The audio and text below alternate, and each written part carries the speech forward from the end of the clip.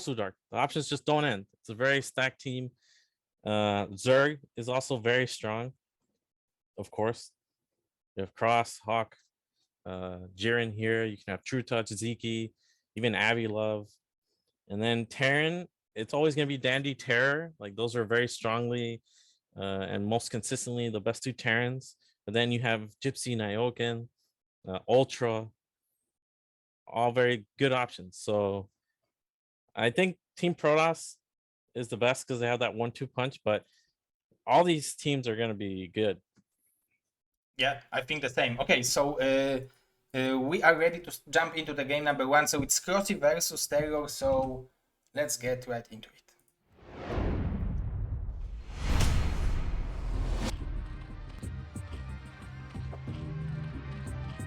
Okay, so spawning in the top right location, we have the Zerg representative. This is Crossy. And already going for a 9 pull. Yeah. That mineral boost already working. Instant 9 pull. And is Terror gonna go natural wall? It looks like that is. And well, this is very good against 9 pull for very obvious reasons. Yeah, that would be the tight wall, right? Because yeah so it's one, and the Marine will pop out from the left side of the wall, so it's actually perfect for Terror. Yeah, look at these nasty map makers, how they make it so that the Marines spawn inside as well. It's not enough that you can wall. You gotta spawn on the inside too. Yeah. But here we go, cross going. It's gonna be cross map, so it's very unlikely so he get anything done. But of course he can transition out of this. It's not game over just because you go 9 pull. He's not even getting a gas, so still gonna be able to get his natural hatchery pretty fast. Yeah, and if Tego will not add the second supply, and he will not, if this second supply will not be finished on time, I think he can deal some damage with those things, because it shouldn't be scouted. I think this SCV will miss those things. Oh, and it will be command center immediately. Oh no, Marine and supply, so it should be fine for Tego. Yeah, just playing safe. No reason to take any risk. This SCV might still miss. It's gonna be tight. No, it looks like it will see. Okay, yeah, so that means he's gonna make more Marines. He's not just gonna make one and feel confident. So he's gonna make at least 2, maybe more, depending on if he was planning to go mech. He's still gonna need 2, maybe 3 Marines. If he's gonna go bio, then we'll probably see non-stop Marines. He's probably very satisfied with the outcome of this game so far, because Zerg went for the very, not greedy, but very offensive opening, and he wasn't building drones for a while, and Terror is constantly building SCVs, so from an economical perspective, I think this is a very good situation for Terror. Yeah, for sure. And SCV still alive, very annoying. Well, how does Terror follow us up? Because I know Cross really likes to go for 2x Muta. And it's gonna be +1 eBay. Yeah.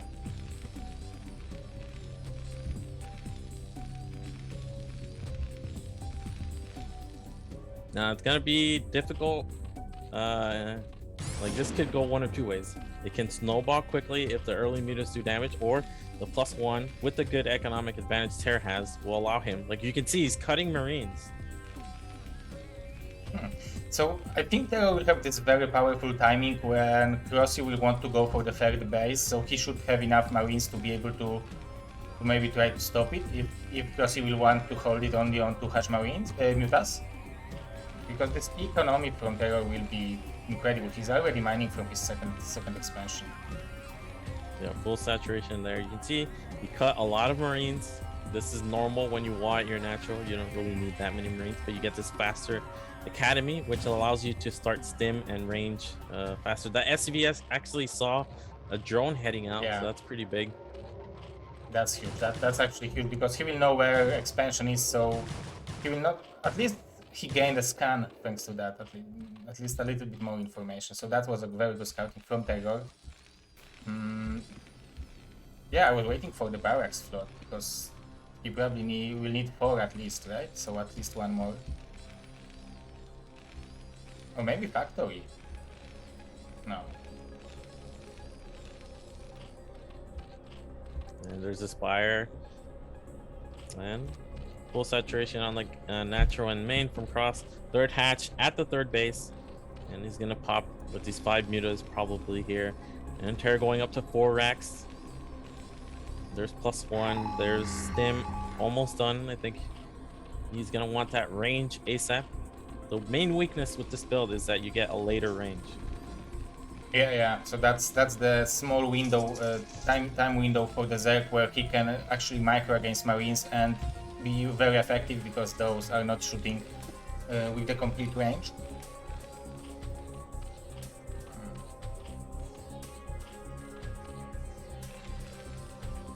And those turrets are relatively early, I would say, but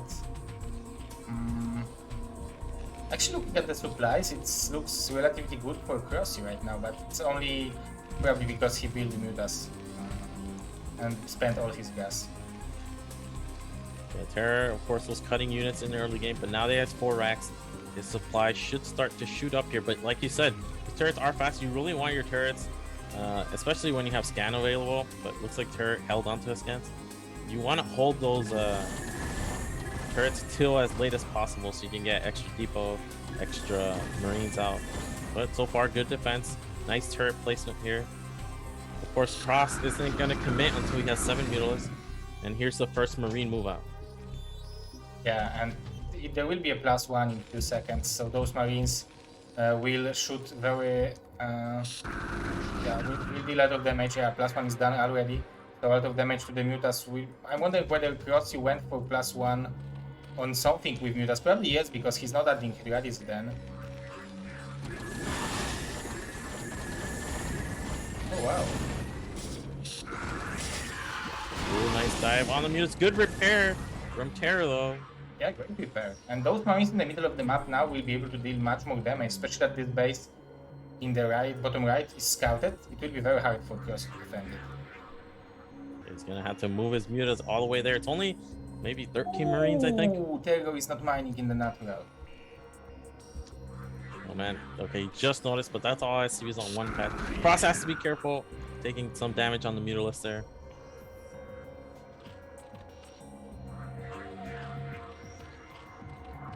Alright, 10 mutas now. Again, the Marines have +1, and there's a second group of bio going to bottom right. All Terra has to do is keep Cross busy until that group gets there. He doesn't really have to move forward. Yeah. And this could be devastating damage done to that base. Yeah, Cross is not expecting that. Even though that he's microing nicely against those Marines, he will probably lose this base, which will be a devastating damage. Especially that he already has a pretty healthy saturation over there. So very nice move, very nice move from Tergo. Getting one stray muta, and now, well, this is pretty bad for Zerg. You can see the saturation at the natural with these Sunkens is not there. Lost 7 drones at the third. He's pretty much committed to go all in here. Yeah, but what you are doing? You are going all in with mass mutas, or you are trying to go? I don't know. Oh, it's just GG. So Tergo is our champion. This champion of right now, I would say. So congratulations. So first point for Team Terran. Yeah, 1 for Team Terran. This is winner stays. So after this match is going to be a Protoss player, and then the winner will always stay until there are no players left from the other teams. Exactly. So let me update the overlays. So Mr. Tergo won, Mr. Cross is unfortunately eliminated.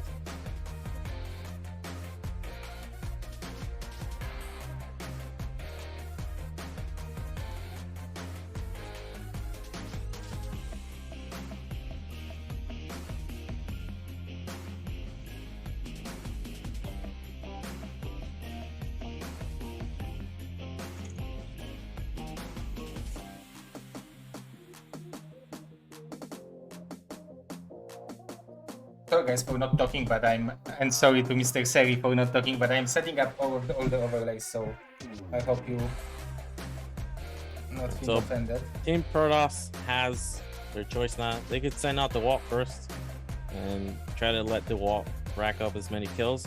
Or maybe they save him for last so he doesn't get upset by a random best of one here. Could be Ball, who's very strong PvT, or also Dragon.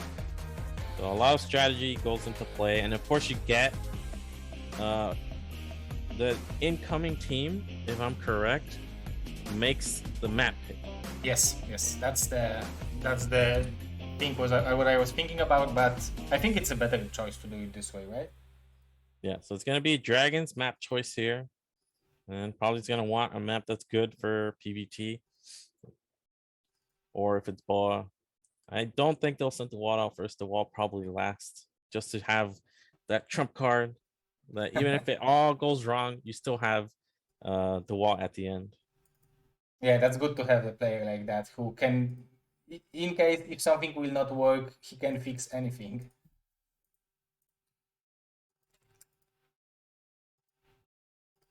Okay, so I was preparing the chat live, but I'm wondering whether everyone will be able to see it. Let's try it.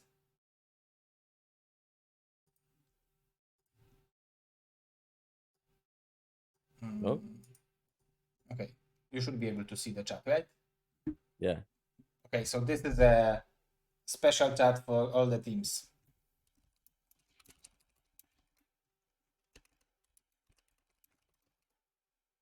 All right, so you see it's gonna be Dragon. It seems like Dragon. Oh, okay. Yep.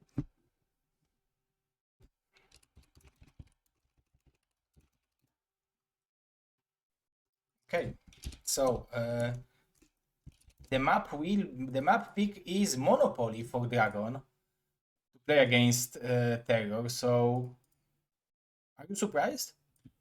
A little bit about the map choice, not the player. Yeah, I'm thinking about the map choice. Yeah, I'm asking about the map choice. The Dragon is even confused. And Dragon is mixed up. Yeah, I like that he's doing some additional drama about it, like not drama, but conversation about it, so we can play it on the stream. So I like that he's cooperating. There we go. So Metaverse. This map, I mean, it's also a tricky map.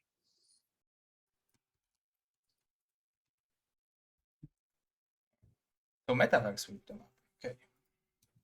So tricky map. Do you think it's a carrier map? Because it looks like, right? Definitely a carrier map. But Quark is asking, are you sure you want to play Terror? Because Terror is very good with drop play. So if you're Dragon, you're going to have to go in knowing that.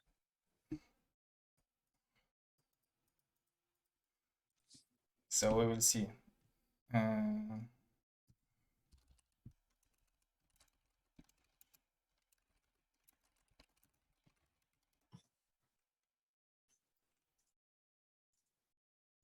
Oh, we have a full Protoss team support. Even Devil is there to give the strong power.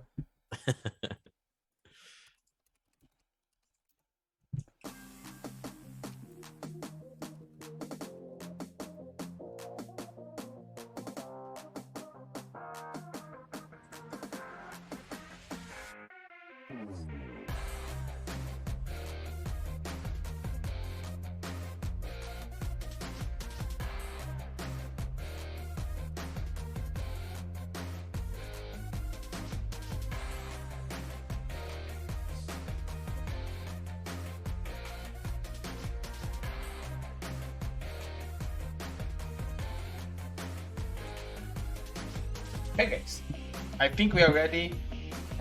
So, are you ready, Mr. Seri, to jump into the match? Okay, so Dragon versus Terror, second game of BSL Race Wars Championship. I'm casting with Mr. Seriosity. Let's go to game number 2.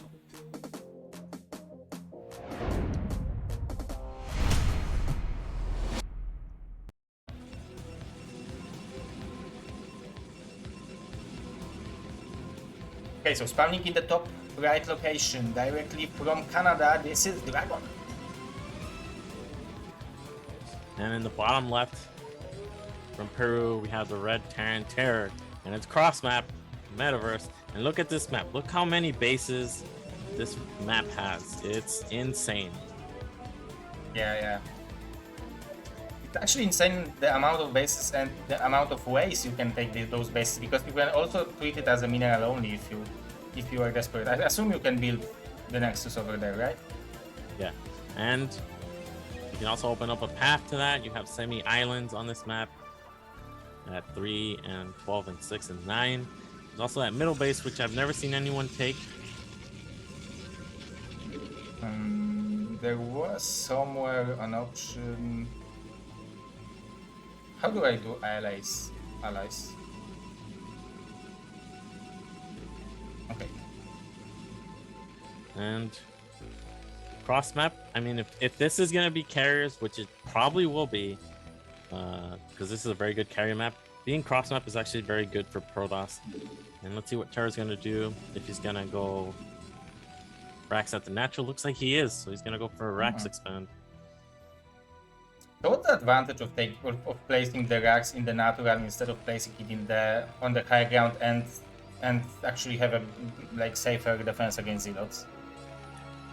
I think because the zealots are just gonna be at the natural anyway, that you want to make the Sim City with the barracks, command center, and depot just have more area for your marines to micro.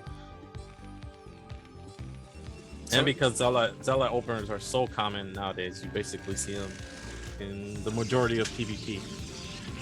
Yeah, because it's also a scouting, and you can apply some pressure. You are forcing some units, so that's why probably it became a thing. And yeah, it makes sense, because if you want to defend your natural, you don't want to lift your command center from your main base, right? Because it has additional mining time. So probably that's why. Yeah, that's the decision. And even though he didn't scout at him, he decided to go for the Marines. So I like this option. I like it safer. Yeah, on some maps you can get a really good wall where it's fully tight. Here there's going to be one small gap, but it's not a big deal. Look how much area the Marine can micro between all these buildings. Yeah. And across the map we have Dragon. Dragon doesn't play super aggressively in this matchup. Oftentimes you'll see him play very macro. And Terra can kind of do a bit of both. You can see some aggressive builds or fast drop, fast tank timings, or just macro standard play as well. So if you were a Protoss and you would be playing instead of Dragon, what kind of strategy would you go for? On this map, I think Reaver into Carrier is really strong. And as Terran, drop play also really strong. Islands are very good bases to take, but if you go drop as Terran, then Protoss is less likely to take them. You can also harass the thirds even if they don't take an island behind the mineral line. It's very annoying. So I feel like air is a lot more important on a map like this. So maybe as a Terran, it's worth it to go for the starport and make a raid to be safe against shuttle play or something like that. Yeah, so drop into starport, Wraith follow-up is very common, and it's very good to do that against Reapers. And we have Dragon with a fast Nexus. He is going up against a Rax expand though, and he didn't get a fast scout. So just off the get-go, we can see that Terror is actually going to be ahead on economy in the early game. Yeah, definitely, because Dragon don't know where he is, or maybe he's looking for a scouting SCV, but the Dragon is maybe even scouting something like that. Or maybe he can just simply can't find Terror. This can be tricky because now is Dragon gonna confirm? Actually, here's the thing, he still doesn't know that it's Rax expand, because you see a bunker at the natural doesn't mean anything. Maybe the depot will tip him off. Terrans don't make a depot at the natural, because that's the only information he has. Yeah, he's gonna know in about a minute when he doesn't see a tank. That'll be a tell, but he won't know till basically now, right? When the Dragoon is ranging the bunker and you see SCVs repairing and no tank coming. Now he should know, oh, this was Rax expand. Yeah. And this is already some advantage for the Terran.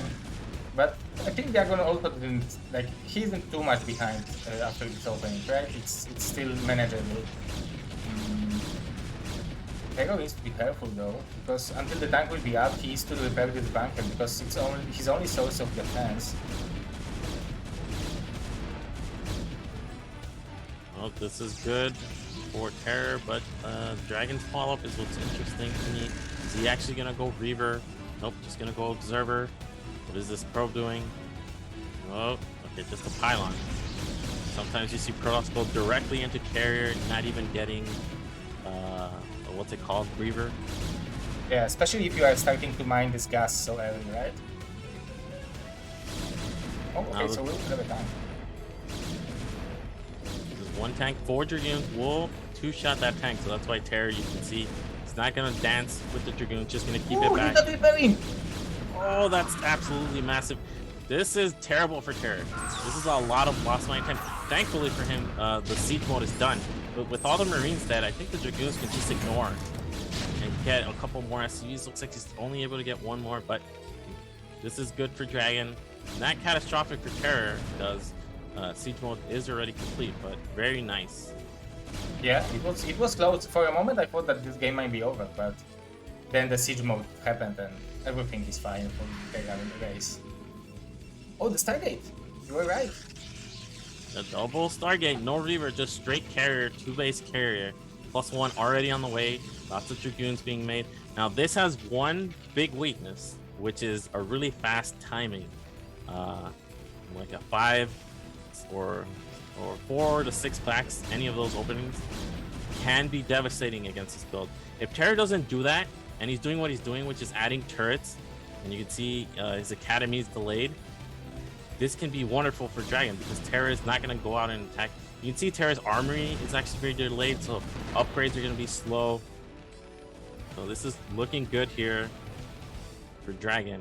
And another thing about this map is Dragon could potentially take 3 o'clock as the 3rd base, and only has to defend one location against ground-based attacks. Yeah, that's very comfortable if you can do it. That's the same thing.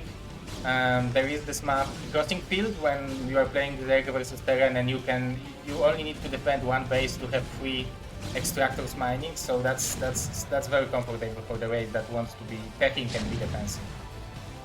Yeah, but Terror should be wondering, why doesn't this guy have a 3rd base, and why aren't there Reavers? And he's going for a 3rd command center. Oh, that's bad for him, and right? Yeah, this is really bad, because it's not like he's gonna have fast upgrades to combat these carriers. He's gonna have very low upgrades, and the first 2 carriers are already on the way. And the problem is, he's making this 3rd command center when he's gonna need Goliaths pretty soon, and he's only on 2 factories. His additional factories are gonna be so delayed. I feel like Terror, like the fact that he got late scan is really what's hurting him here, because he's completely in the dark until he scans.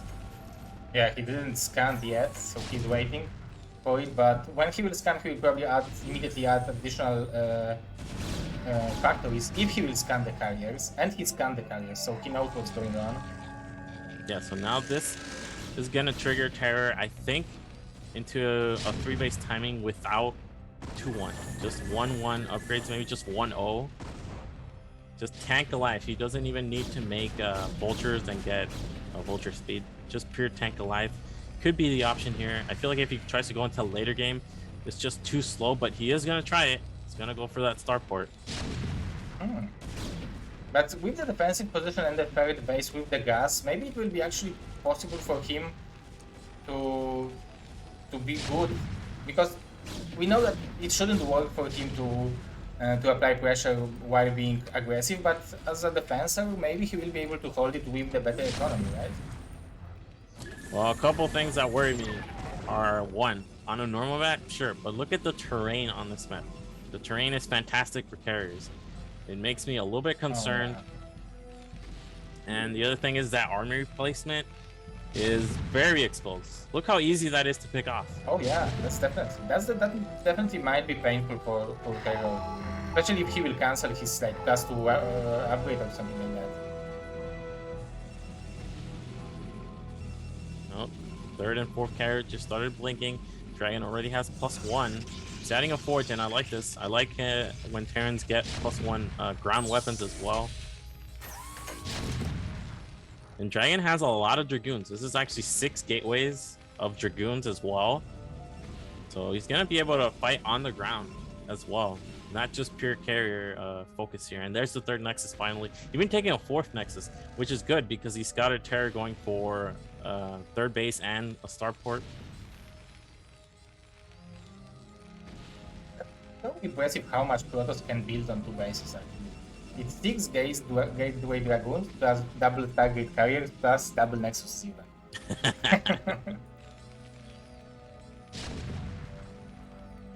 Well, there's +1 for the mech.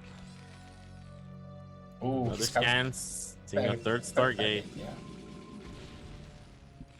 Now the upgrades for the carriers are good. +1. I wonder if Dragon is already. Nope. Cybernetics core not spinning. Really need that +2. But they're the 4 carriers. So 4 is the first big timing, and soon we're gonna see. Oh, there's the drop from Terror, and I like this. That those 3rd and 4th bases from Dragon are both easily harassable. Oh, those cannons are pretty smart for the vultures to shoot the mineral line from the low ground. But still, with the tanks, it can be annoying. But the carriers have the option of defending it if they will be around. So Terror should attack with 200-200. Do you think like he should wait until the magical critical number of Goliaths to fight, or do you think that he should be able to move out with a timing soon? I think pretty soon he's going to be ready to move out. I haven't seen a 2nd armory. I've only seen the 1 at the natural, so he's only going weapon upgrade. Okay, sorry, there's it's my fault. Yeah. That's the hidden armory. It's always hidden there. But yeah, so 2-1. Maybe that's his timing. Maybe he's looking to get some harass done. A scan goes off here. It sees that. I mean, that's about the most protected base I've ever seen. 3 canyons and 4 carriers. And dropships. He's like, okay, I'm not going there. Well, and Dragon really is in no rush either. I guess the only thing he could be doing here would be to trade interceptors for getting some unit kills. Maybe, I mean, he hasn't seen that army, that exposed army. It's actually a very good target for him. But he's not in a rush. He's just building up the carries. He's going to have 7 actually pretty soon. And that's very powerful number with the 7 carriers. And he's already adding Stedropadun, which with the speedlots, the speedlots are very, very good with the carriers composition, because when the tanks are shooting, they're dealing the splash damage to the Goliaths when the Zealots are close. So that can be very useful unit as well.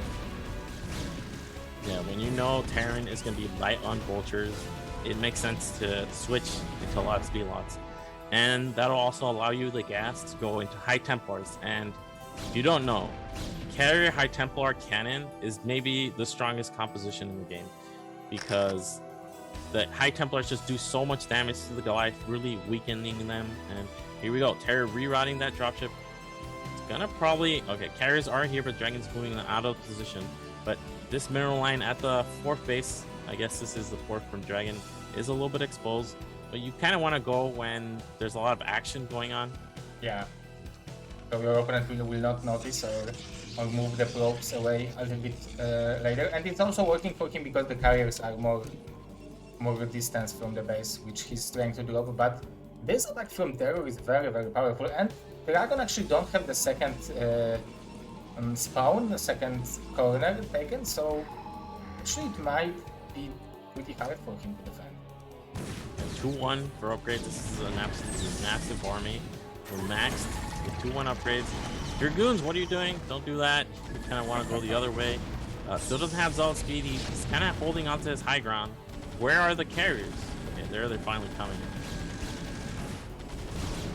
Now this high ground is actually really good for Dragon. The tank count isn't super high, but especially with them being on the low ground. Whoa, dropship kind of AI just kind of messing up. But look at this terrain. This army can get split here. Yeah. Oh, but the carriers are not paying attention. Look how much damage those Goliaths are dealing to the 0-0. Almost 1 dead carrier. It's like the AI from the tanks is kind of bugging them out, but siege mode, and this is a lot of Goliaths. Dragon's still not prepared. I didn't see full carrier interceptor on all of them.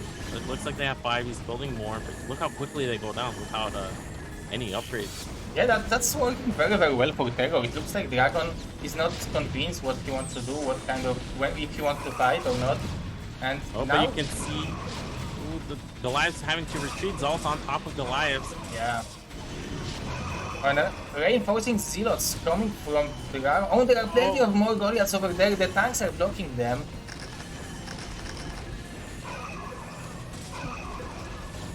It's still 7 carriers. None have died. 1 is very low. Tank count is actually really low though, so this is the problem now. Dragon can switch back into Dragoons, and there's only like 5 tanks from Terror here. Yeah. And again, that 9 o'clock base, if Dragon ever gets control of the middle of the map, that 9 o'clock base is impossible to defend. Yeah, definitely. And it's already scouted, so let's see. Yeah, Terror is going for additional upgrades, so 3-2 on the way, which might mean that an additional 12 o'clock base from Dragon. I really like that because it's very, very hard to kill that, especially with that dropship falling. And I'm just waiting. Dragon is about to be remaxed again. I think high Templars in his army composition. Those are amazing actually. But he's lacking gas to maybe add that. Terror scanning, you can see it's just moving the map, his units across the map. I feel like Terror should take bottom right here and just Dragon can't kill the bottom right main. Yeah, it's very hard for Dragon to get there. Oh, the Goliaths are very good against ground army actually. Ooh, EMP. Right, so these Dragoons have been forfeited, but look at the trade Dragon gets. He gets the Nexus, the command center right away, even gonna get these retreating SCVs, and I feel like this is gonna trigger Terror to go for it. Terror slightly out of position here. He might be able to get this Nexus. Maybe he will be able to get armory. Yeah, this is gonna be +3. This Dragon targeting though, looks like no, he's paying attention to the army. I feel like this is gonna turn to a base trade scenario, but with Dragon having access to islands and a carrier fleet. Oh, I think it just finished, right? That was +2 armor, so that means +3 weapons was just about to finish. No, it's +2 weapon is spinning here. Oh, so that was +2 armor there. So nice call there by Terror, realizing maybe his army is a little bit exposed. Gonna lose this base for sure. I feel like Terror can peel off a couple units and kill 12. But this is definitely worthwhile for Dragon because now he's at the natural. He's cutting off reinforcements. Well, it's gonna be dicey because he's gonna probably lose his main, but he's gonna have a lot of carriers left over, and Terror, I think, is just gonna lose every single mining base now. Yeah, but the question is how Terror will kill the carriers, because he will have around, I don't know, 16 Goliaths, which are over there only, and it's 9 carriers, so unless he will kill all the probes and Nexus, and Dragon will not be able to rebuild in the receptors, it will be very hard for Terror. Yeah. And if you can see that one tank at 12, it actually can't kill because it needs to scan over and over again. It's going to take forever. Yeah. And I feel like Dragon, all he's missing is just a wave of DTs, and Terror doesn't look for 1 minute. Oh, definitely. There are already 2 carriers as well in the main base, and I think Dragon will be even able to defend it with the ground army, or maybe not fully defend it, but he lowered the number of Goliaths to the number that it's unwinnable for Terror anymore, I think. Yeah, and no DTs, no archives at all. You see Terror, that 3rd base that he took is actually about to be mine. Now he's gonna lose 2 carriers, which is pretty painful, but I feel like the rest, the army he has left is just not enough. There's the GG. And Dragon gets a win, gets Team Protoss on the board here. Oh, I forgot, Mr. Curiosity. I have a Protoss team member. I forgot. So you are. So yeah, I understand now everything. Go with Team Protoss. Okay, so let's see. So congratulations to Mr. Dragon eliminating Mr. Terror, but Mr. Terror was able to take a game from Crossy, so he gained a point for his team. And now we will be having a Zerg opponent for Mr. Dragon. Who would you place as a Zerg? Hawk or Jiren, do you think is a better choice? I think Hawk. Hawk you get the map choice you want. So you're gonna get a good ZBP map, and Hawk has a better chance against Dragon than I think Jiren. I think Hawk's ZBP is really strong. I definitely think it's gonna be Hawk here. Okay.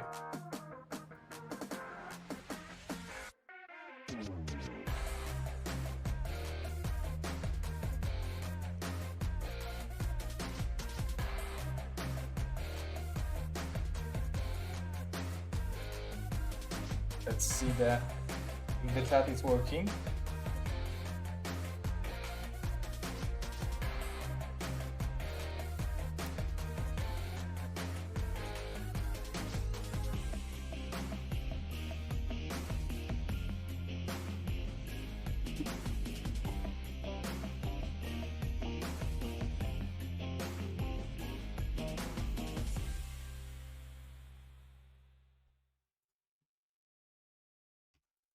Well, so that means there's only 2 Terran, 2 Zerg left, respectively. Protoss still has all their players alive, so already nice advantage here. Yeah, definitely. However, if the Zergs will pick a good map, it should be pretty good. But however, it's like Dragon is a very powerful PvZ player, at least from my perspective, because he's always crashing me as a Zerg. But he seems to me as a very strong, very well timing PvZ player. So definitely Hawk needs to play a good game to win against him. Yeah, PvZ is also Dragon's best matchup, so definitely gonna be a good head-to-head here, no matter who he's up against. Oh, and we have 255 viewers, so thanks you very much, guys, for watching. This is BSL Race Wars. I'm casting with Mr. Seriosity, and huge thanks. No Protoss chat? Oh, it's double Zerg. You are right, Mr. Quark. I'm biased.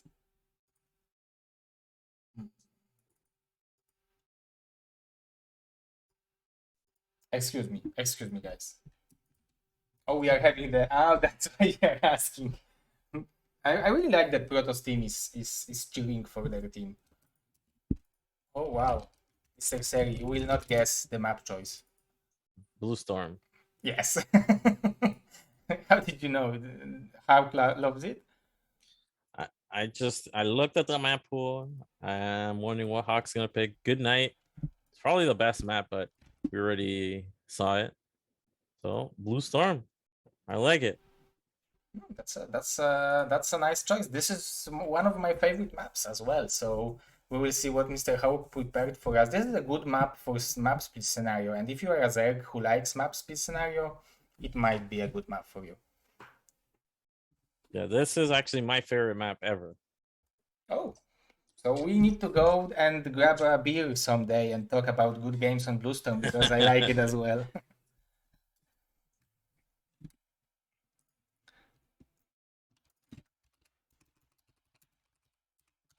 Okay, I think we are ready. We have both players in the game. The games are live. Guys, leave a follow in the Trovo. Don't forget to let your friends know that BSL Race Championships are going to be on Trovo next 5 weeks at this time, and next 5 weeks at Friday, Central European time. And let's go to the game. Number 3 of today. This is Hawk versus Dragon.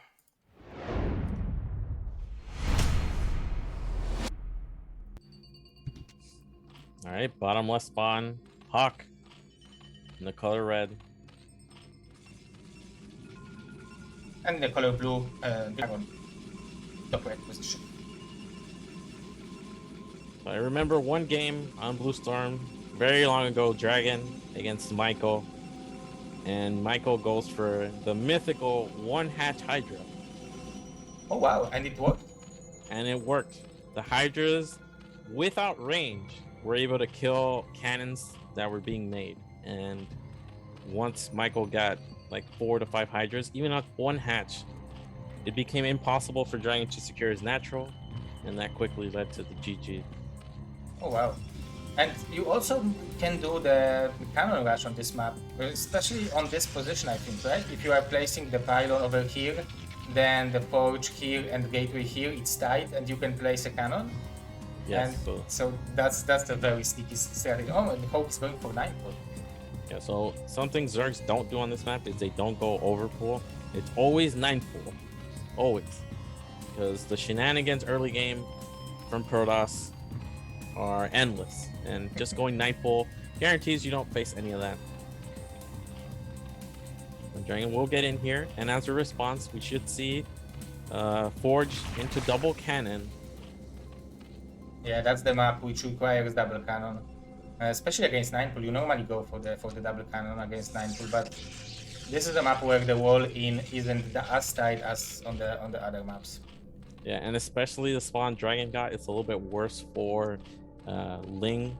It's hard to Ling proof your wall at that right spawn. In the bottom spawn, you can kind of make it with your Nexus. Now the Nexus becomes a part of your wall, and it becomes a little bit better. But the top right spawn is a little bit worse in that regard. Let's see where these cannons actually go. Looks like he's gonna place one like here and here, probably something like that, right? Because he should also think about the mineral line. That yeah. So I think that cannon actually. Okay, so both cannons kind of covering the middle line, but it's fine because the gateway will go on the right, and it's gonna seal that off completely. And only 2 lings. Yeah, so he canceled the cannon. I really like that choice. This is if you are smart and if you are thinking on what you are scouting, then you need to react on what your opponent is doing, and I love this decision to cancel this. He can even place the second cannon after this Nexus, but he will have a Nexus a little bit faster. Yeah, and this is perfectly fine for Dragon. I actually think this is he's better economically than a Zerg who went 9 pool 2 lings. And there's Hawk taking the gas. And 2 lings are alive here. They're gonna be annoying. Dragon needs to keep this pro alive as long as possible.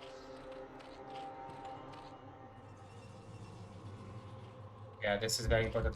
Hawk is trying as hard as he can to catch this probe, because if Protoss have no scouting, then they have to play blindly, and especially on this map, it's much harder.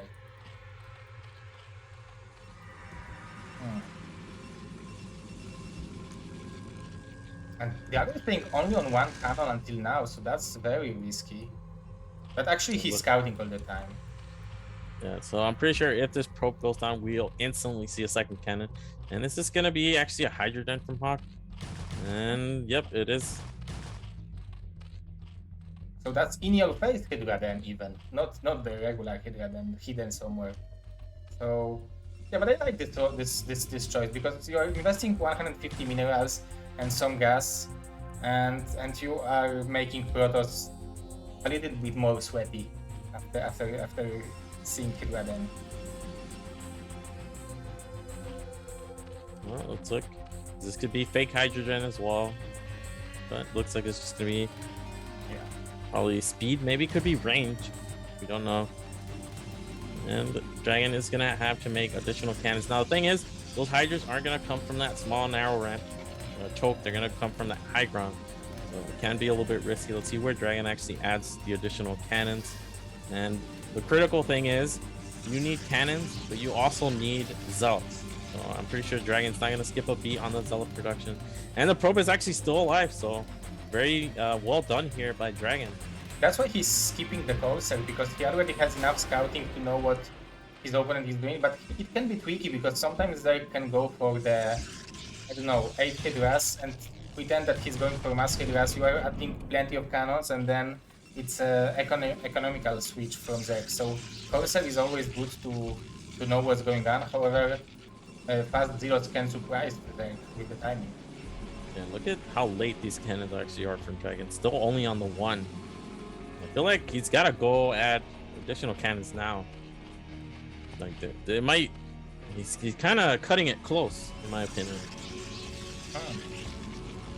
The thing is, he knows Zerg can't go through a small narrow choke. They have to go all the way around, so he has a little bit more time. And he's using it very well. Maybe he also seen that there are more drones than usually from Hope, because it's 5, like 2 more drones, but actually it was very hard to notice with the probe scouting. Yeah, but just in time. Yeah, perfect timing, almost. And Dragon didn't go harass with any Zalt, so he has 4 here. 5 even. And not normal 4 patch there from Hawk. And Dragon's going into 4-gate speed lock following this up. I think speed is done on the Hydra's, range is on the way. Yeah, that will be a pretty big advantage for Hope while attacking this high ground, because those zealots, those cannons AI can be messed up sometimes. So he should be able to clear those zealots relatively effective if he will have the right number of units. So it's very dangerous for Dragon. I needs to be careful. Yeah, that other additional cannon he's adding is kind of exposed. But the thing with Dragon is, look how many Zalts he has already. These Hydras aren't going to be able to get. He already has speed. Oh yeah. And this is Hawk going in. Gotta kill his Zalts before getting on top of the cannons, but the cannons are missing sometimes. And Dragon only lost 1 Zalt there. +1 done as well. Another cannon about to finish, and this is going to be 4-gate speed lot. I feel like Dragon shouldn't add any more cannons. He should add more gates in the archives, and he can really put some yeah, okay, there's the cancel. This is like 13 Zalts already. Yeah, that's a lot of zealots, and Hope needs to. Oh, I really like that he cut that, but because in the open area, those zealots would have a chance to fight against those Hydras if they would be not mine. But they are actually damaged, so 2 of them might fall early. But those zealots are very, very powerful. With those additional 4, it will be hard for Hope to engage that. But we already have 5 hatcheries from Hope as well, so. Yeah, but you can see he's kind of stuck making Hydras and not drones. He's adding drones here 1 at a time. You really want to have Zerg make like 9 drones and then continue making Hydras. But you can see the pressure, the amount of gateways is putting on Drag. He's forcing Hawk into creeps, forcing Hawk into Hydras. Zealots have +1. Hydras don't have any upgrades. But Yeah, so far for now, he's defending. He's defending well, but he doesn't even have Evolution Chamber yet. So good, it would be good for Hope if there would be some kind of an engagement where Dragon is attacking and he is defending with the Sunken or something like that, where he exchanges those Hydras for the zealots, and he will have a time to build up his economy. He's doing it now, but the question is, will he survive it? Because the natural gap is open. Oh, now he's closing. Very nice. Yeah, just 1 Hydra. Plugging there will be enough. We'll give him time to send units there. And Drag is just marching across the map. Now, I don't know if he's going to commit here. That's perfect for Hope, if he will. Because this is what Hope needs if he wants to come back to this game. Look at the SimCity. Zealots having a tough time. Kind of a whiff on that drill. More Zealots actually coming. But I feel like this is, so far, it's okay for Hawk. Decent trade here. Also, Zealots going down. Most of the Hydras also went down, but again, that's what Hawk was looking. So this will give him some breathing room. I think he's gonna go Spire behind this. That's why he went Lair. Yep, there's a Spire, almost done. Nice done, but the gap in the natural is not closed, so those. Oh, but Hawk very nicely done, blocking this at the last possible second. Dragon is going for his usual style, which he always kills me, which is 11 to 12 minute 2-0 or 2-1 timing attack with Zealots and Dragons. And he's already going for the range for Dragons. Well, Hawk has Spire Tech. He doesn't have a lot of minerals yet to make a lot of meters, but you can see the gas count is going down. He did drone up a lot, and well, the thing is, Dragon doesn't have a lot of anti-air. The natural, completely exposed. Finally adding cannons, so he must get a sense that Hawk has the potential to go for Spire here. And so it's gonna go in. Yeah. He's in Evolution Chamber, which is pretty late. And I guess he has this. Okay, he sees a Muta, so that's huge. Now he's gonna be very careful. Oh, even making a Dark Archon. I like it. I like this choice. If you're not going for Corsairs, it might be a. Mutas may be too annoying if you're not having Corsairs sometimes. Yeah, especially on this map. And Hawk taking a 6 hatch at the 3rd gas base. Very important to get that third gas Zerg when you're going Hydra Mutal like this. Only 5 Mutalists though, so not a huge investment. Protoss already has 1-1. Is the Forge still spinning? Because I think Hawk is only now working on his +1. Yeah, it's still spinning. And do you think it will be +2 armor? Yeah, I think it's gonna be +2 armor. Hawk has to be careful. He has a lot of Hydras, but this is a ramp. Ooh, that's a nice storm. Even storm. clipping the mutas, 7 mutas now, so more mutas being added. I think he saw a Dark Archon, so I don't think he's gonna make any more. Yeah, he can add additional hatchery 6 hatches, which is already 7. His drone saturation looks healthy, so yeah, I think Hawk is stabilized with, during this game. Ooh, and Maelstrom. Yeah, that'll kill all the mutalists there. And look at Hawk's supply just plummet there. Yeah. He has all these Hydras, but again, the +1 is very late. I think it's about to finish maybe in like 20, 30 seconds. He's gonna have 7 hatch production, but that was 7 mutalists, and all it took was 1 Maelstrom and 1 Storm. So Hawk is going into Lurker, and something you said earlier, this is a very good map for Zerg splitting. So if Hawk can get to that stage with control of these high grounds, he has a fighting chance. But as it stands right now, the current state of the game, I feel like Dragon has this massive army that's well upgraded, and Hawk is really struggling to keep up. He still doesn't have upgrades. Really gonna need that +1 and maybe like 8 lurkers at least.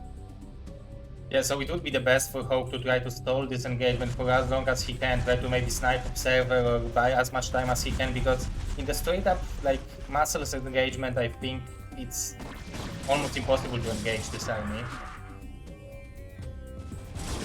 And Dragon, I think Dragon is actually gonna double expand behind this. Looks like the Dark Archon went down, but it already did its job. Don't want to leave with Zealots though. Nice pullback there by Dragon. Oh, lots of Hydras coming, but look at the concave from the Dragoons. Huge storms, everything melting for Hawk. +1 finish, but Dragon already has 1-1. 2, even has 2 armor already, so that's really fast. +2 armor. The Hydra's basically doing a lot less damage now. Yeah, every foot is 1 less damage, which is very powerful. Very nice storms from Dragon, zoning those killers away.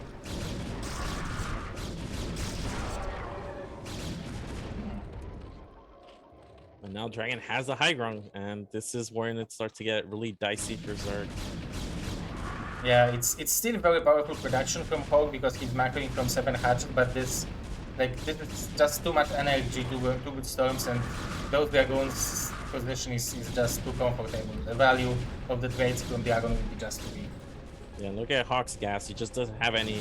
His third gas was really late, and the Dragoons can just sit there. They don't even have to go down. They can just sit there and kill that hatch. And Hawk is the one that's on a timer now. And you can, like I said, Dragon's just double expanding behind us. Mineral only is already set up, and Hawk can't counter as he's focused on defending here. A lot of units from Zerg. Very nice storms from Dragon. And yeah, even morphing Archon. Yeah, but the Archons are throwing a lot of buffering. 16 kill on that one. About to go down, but it kept the Dragoons alive. And I mean, look at I'm looking at the minimap. I see Dragon's rally. Absolutely massive reinforcements just coming. Oh, but the AI for this Dragoons. Blue storm hired. Yeah. GG.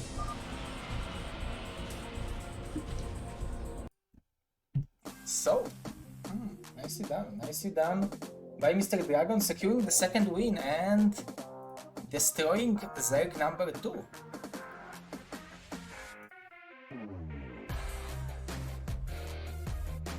So now we are having Dandy or Niohkin playing against Dragon. So do you have any good Terran maps against Protoss in this map pool? I think I'll take a quick peek. Again. Just send it.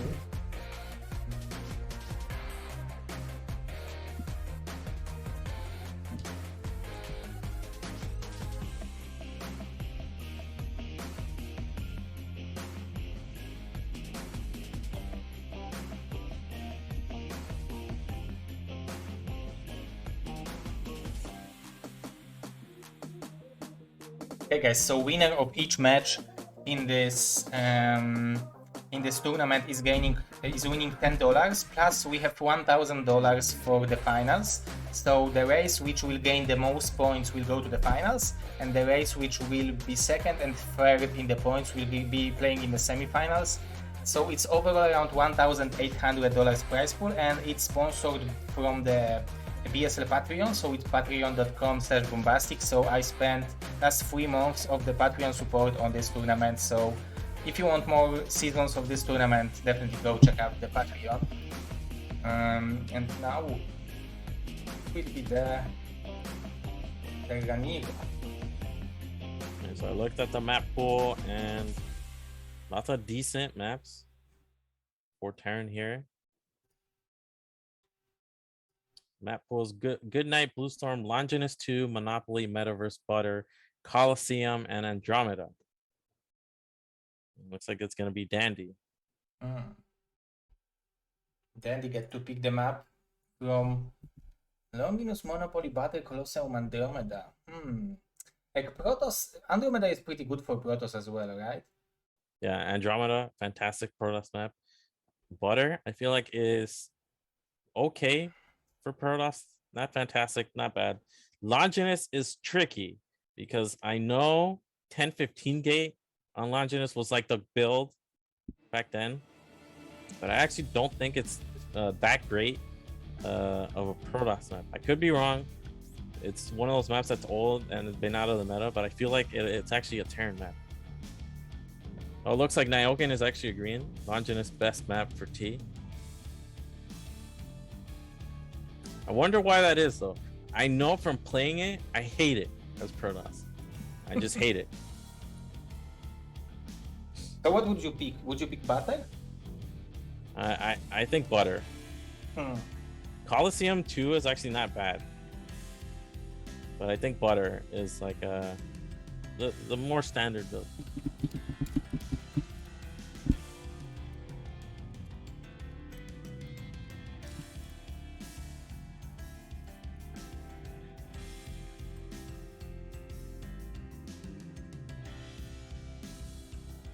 So Dandy.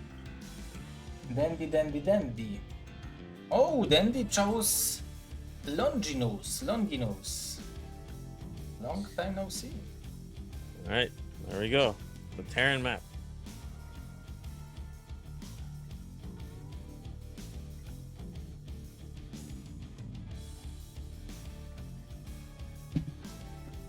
Push paths on this map. Not that hard for Terran. We're gonna see pretty soon.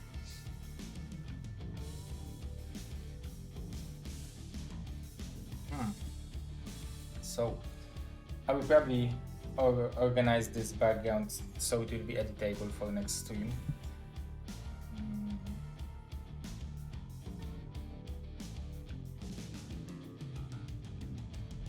Or maybe where you have like right now on top of your camera, Yeah.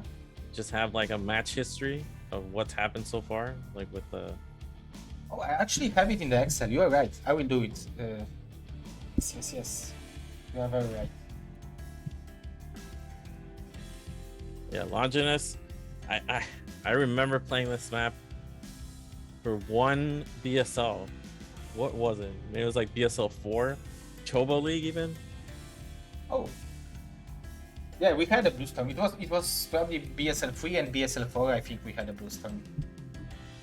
No, Longinus. BSL. Oh, Longinus as well, right? Yeah.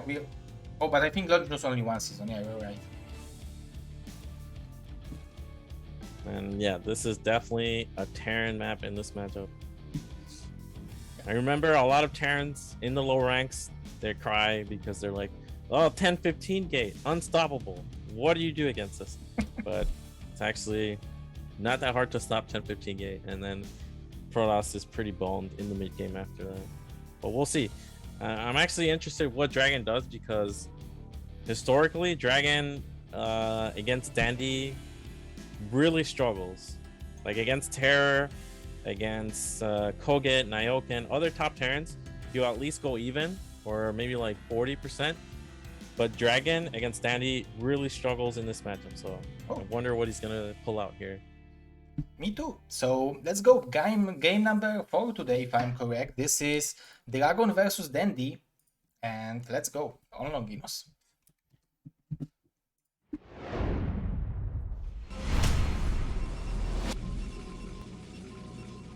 Alright, in the mid-right spawn, we have the blue Protoss, Dragon. And in the bottom left position, we are having Super Ghost to Terran from Peru. This is Dandy. And this, if you look at the middle of the map, Terran has to push up one high ground, but then if they get that control of that high ground near Dragon's natural, how is Protoss ever going to break that? Ever. Just ever. And then the middle only is actually very exposed to Vulture harass. And then there's a double gas fourth base, but the gas in this matchup is actually more impactful for Terran. Protoss can stay on 2 gas for a very long time. They don't really care about the third gas as much as Terran does.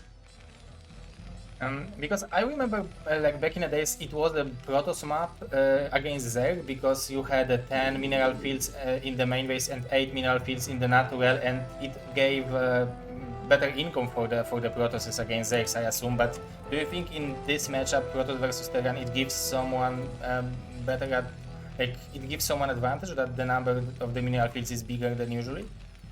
Well, not as much as Protoss against Zerg, because Zerg is always going to be base ahead, but Terran is always going to have less bases than Protoss. And 12 Nexus. Okay, so this is Dragon taking a risk here. But yeah, Protoss in PvZ, they like the extra mono patches, but in PvT, Terran likes them. And the big key here is the fourth base being a double gas. In Zerg versus Protoss, that doesn't help Zerg. Right? Zerg doesn't care about having 4 gas against Protoss. But Protoss, on the flip side, getting 4 gas for them is absolutely massive against Zerg. And they can just make so many Archons and Reavers and Storm. And Dragon first scouting. Dandy not going to see that 12 next right away. Yes, but that's very good for Dragon. Yeah, he's not even making a Marine here. Just going to get that factory. And now he's starting the Marine. And pulling off gas. Everything's standard for Dandy. And Dragon not going for the greedy 12 next. He's going for the double gate follow-up. That's very annoying probe harassment. Oh, I thought he would go for it, but it's better to escape with the probe than risk losing it. So Dandy, he stopped mining gas, so he will want to go for the expansion. It's still possible to break, to beat this Nexus if you would pull SCVs, right? To try to push it. It's not like Dandy is behind with the build to do something like that. Or the fact that he didn't build Marines is not giving him too big of a chances for success. I think it's fine. Probably he's gonna have 1 less Marine than he would want, but that's not alone enough to determine title of the fight. Still gonna come down to micro end. There's a full SCV pool, and one thing that's key here on this map, there's no ramp. So normally Protosses, they give up the natural and they can come back by breaking the bunker later, but I feel like if Dandy gets control of the natural, he'll just push that closer into the main and eventually just finish the game without Dragon ever being able to retake control. So we'll see. There's the SCVs. Dragon sees them. It's all about this first engagement. Can the Zelts get on top of the Marines? Yeah, he's waiting for the Vulture, so it would be better for Dragon to engage right now, because when the Vulture will arrive, it will be much more effective trade for efficient trade for Dandy. I think these are 2 Dragoons that are gonna pop out. But like you said, the Zealot, and they're gonna flank the Vulture. If they can get on top of the Marines, or even on top of the Vulture, it'd be huge. Bunker is not being built though. The unity defended by Dragon. Don't get these Dragoons trapped. That can be the only way to lose this game. Oh my god. He wanted to target fire this Marine very badly. Oh, the Vulture's actually gonna get in and harass now. Dandy is doing a lot of... Oh, it looked like very terrible situation for him, but it looked like CV is a strong unit. Right, but Dragon is fine. You know why? Because the bunker isn't in range. Oh yeah, you're right. But didn't he lose too many probes? Like, then they will be able to escape with his 5 STVs, but it looked like Dragon lost like 10 probes or something like that. Yeah, but the problem is, sure, Dragon has bad economy here, but he has double Gateway Dragoon, and Dragon soon gonna have range. Dandy doesn't have anything to fight Dragoons, so I think he's gonna go into mines. Maybe he's going into siege, but his gas is really low. But yeah, this bunker again not in range. There's no threat here for Dragon. He did lose a pylon though, so it's actually very supply blocked here. Yeah. So it might be pretty bad. That supply block is actually maybe like 4 probes that he didn't make. And he's not building additional pylon right now, so Yeah, he will stop building probes for a while as well.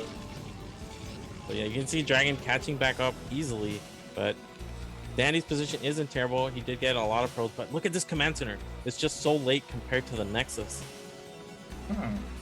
Yeah, so that's the moment where Dragon should be catching up with the probes number, and he's already adding Trovo, so I like this choice, and the mines are there already, so it looked like he went for the mines instead of the siege mode, and that's a good idea, because that's much better, because if there would be some kind of Dark Templars or something like that, you are safe against it. Ooh. Very nice harassment from Dandy. Additional probes are dying. Yeah, these vultures really only need to place the mines and not really do anything else. Yeah, but like you said, this is a stage where Dragon is boosting his economy here. But Dragon isn't that far ahead economically. I actually think he's at best even. But what he does have is he has a lot of units compared to Dandy's low unit count. And this is normal. Again, these pylons are really hurting Dragon. This is another supply block here. And then he's already mining from his natural. He has 10 STVs to 8 probes, like if we will count it this way. But overall, yeah, you are right. Dragon sometimes catch up, and he definitely is a little bit behind, but it's not like unwinnable position. He's finally making double pylon because again another supply block here at 50. But he is going into Observer. Dandy of course doesn't know he's preparing for Beaver. We have tanks in the main. That's one armory. Down. Yeah, another on the way.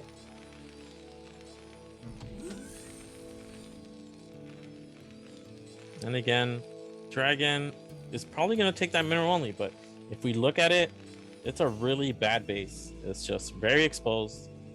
Only minerals. It does have 7 patches, which is better than some mineral onlys on maps like say Gladiator. It's better than the Good Night mineral only, which is on the low ground, but still very open, very easy to attack. Yeah, it's very.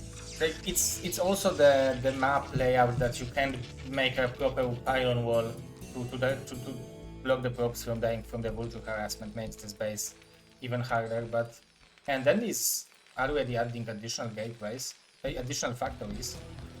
Yeah, already at 4. I'm pretty sure it's going to be 6 factories with +1. It's a very strong timing on this map. You get control of that high ground near the Protoss natural in 3rd, and you just rally to there, and it's very hard for Protoss to fight.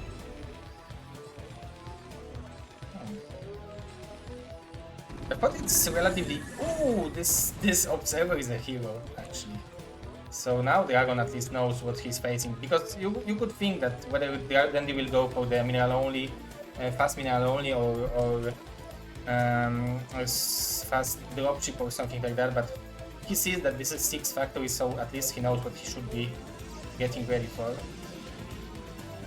Yeah, the thing is, I don't think Dragon's in that fantastic of a spot economically that he'll be able to do everything you want to do against a 6-5. So you want to actually go reavers to stall the push, and then behind that go up to like 8-10 gates, and then just overwhelm the army after you've produced out of your 8 gateways for at least a couple rounds.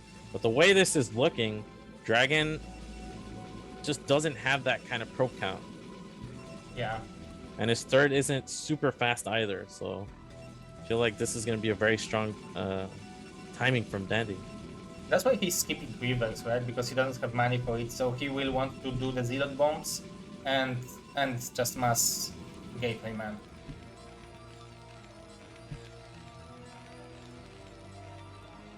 But 6 against 6, it's just not enough. And it's actually 7 fact, so this is going to be so many units from Dandy here. Yeah, so this is 7 fact against 6 gateway, which in theory Terran should always win. Oh, and the harassment begins. Yeah, peeling off some vultures, pre-timing. And this is going to be good. Laying mines, getting more map vision. And you can see, again, not the easiest map to pylon wall. Okay, 5 pylons to have a good wall.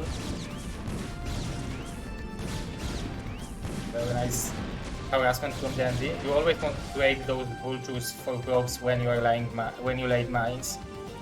And same supplies for now, which is good for them. This is fantastic. He doesn't have scan, which is ridiculous because a shuttle with DTs can shut this down pretty hard. But here we go. Dragon has control of this high ground. We'll buy him a little bit of time. Tanks have to siege up for marching forward. Yeah, Dandy having very high APM, so he should be able to maneuver this army relatively well. Although, yeah, here we go. Oh, that's good for Dragon, I think. Only 3 Zealots on load, but the Dragoons are on the high ground. That's a nice spread. Good targeting, though, by Dandy. Yeah, very good targeting, and all the Dragoons are falling. There are still 5 tanks left, but the Dragon is also targeting the tanks very nicely. And that trade, like, Dragon didn't have too much army, so that trade wasn't too bad for him because he lowered the number of tanks. The question is, will he have enough reinforcements to fight it? Here, now they're on even terrain, and this is where I think Dandy's production is going to shine through here. Just has to micro back the tanks. He will be reinforcing with non-stop vultures here, and this is 7 factories, not 6. Yeah, so 5 vultures each round, plus 2 tanks, so the reinforcements will be very powerful. And as you said, he already gained control over this high ground over here, and now the situation for Protoss is much harder. Yeah, now mines are set up. The shuttle got picked off pretty fast by the Goliath, and the Dragoons just can't get in range of the tanks. Look at that. Look at all that blue goo. And there's a GG. GG, and thanks Protoss is falling. So that makes Race Wars more interesting because we are having at least one race falling, but unfortunately Zergs didn't gain any points yet.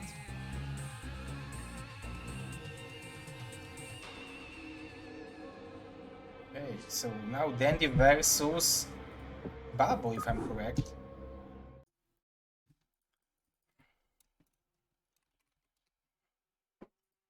Yep, and this is the last Zerg hope. Yeah, exactly. Let me just go for the chat because I forgot that we have this option.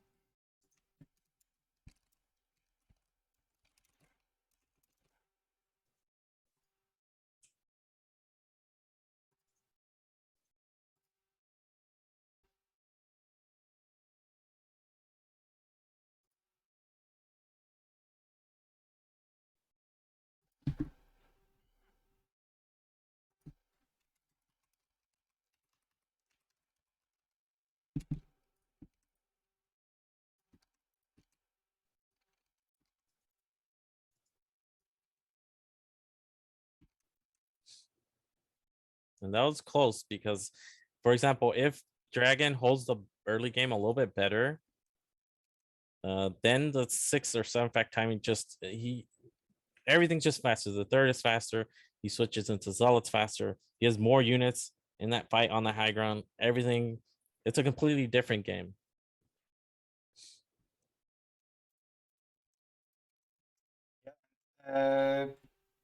I think if there would be such a bad beginning from Dragon, he would have much bigger chances. But yeah, definitely That was also a factor. Okay, let's wait for Jiren to pick them up. I was doing...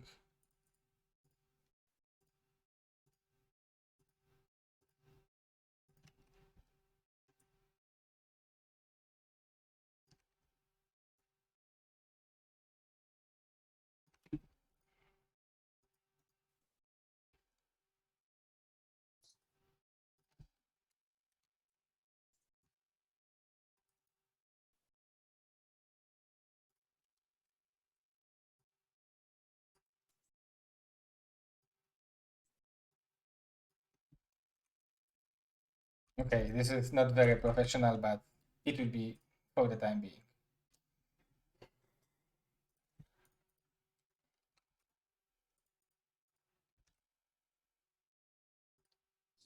All right, there we go. So now it will be Dandy versus Jiren. So do you know why Babo did change his nickname? I have no idea. I didn't even know who Jiren was. Then I looked it up. It's a character from Dragon Ball Super. Oh. So I remember Dandy used to go by a different nick. It was Dai Shinkai or something.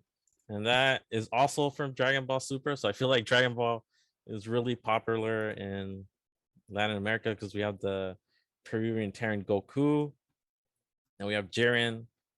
So Okay, so the map choice is Monopoly.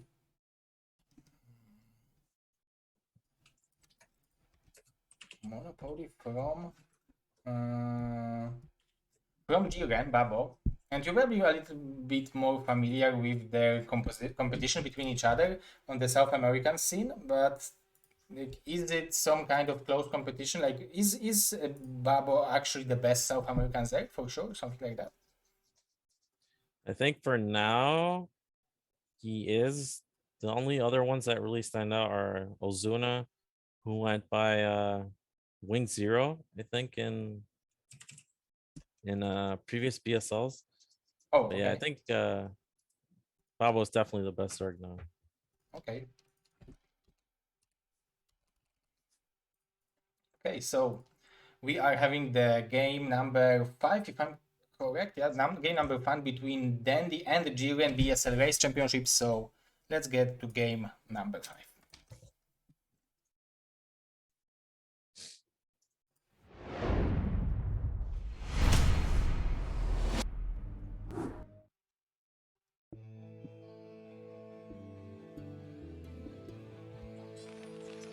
All right, in the bottom left spawn on Monopoly, we have the blue Terran Dandy. And in the top left spawn on Monopoly, we are having red Zerg. This is Jiren, aka Babo, the Chilean Zerg. So the South American battle.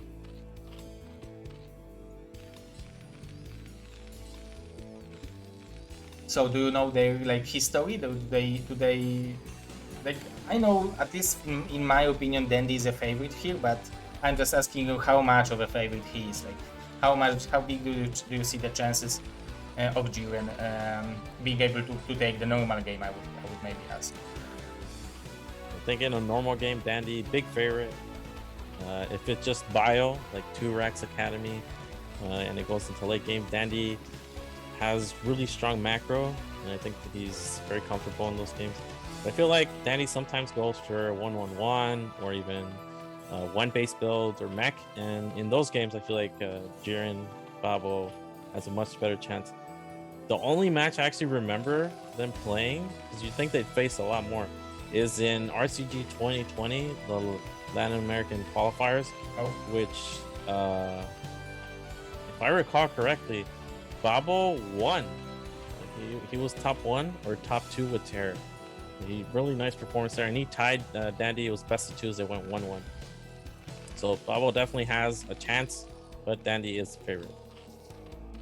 Yeah, we should also mention that Babo is a 2 versus 2 player, so his micro is incredible because 2 versus 2 players are relying a lot on their macro and decision making in the early stage of the game. So his micro is incredible, and he probably identifies himself more of a 2 versus 2 player than 1 versus 2 player, right?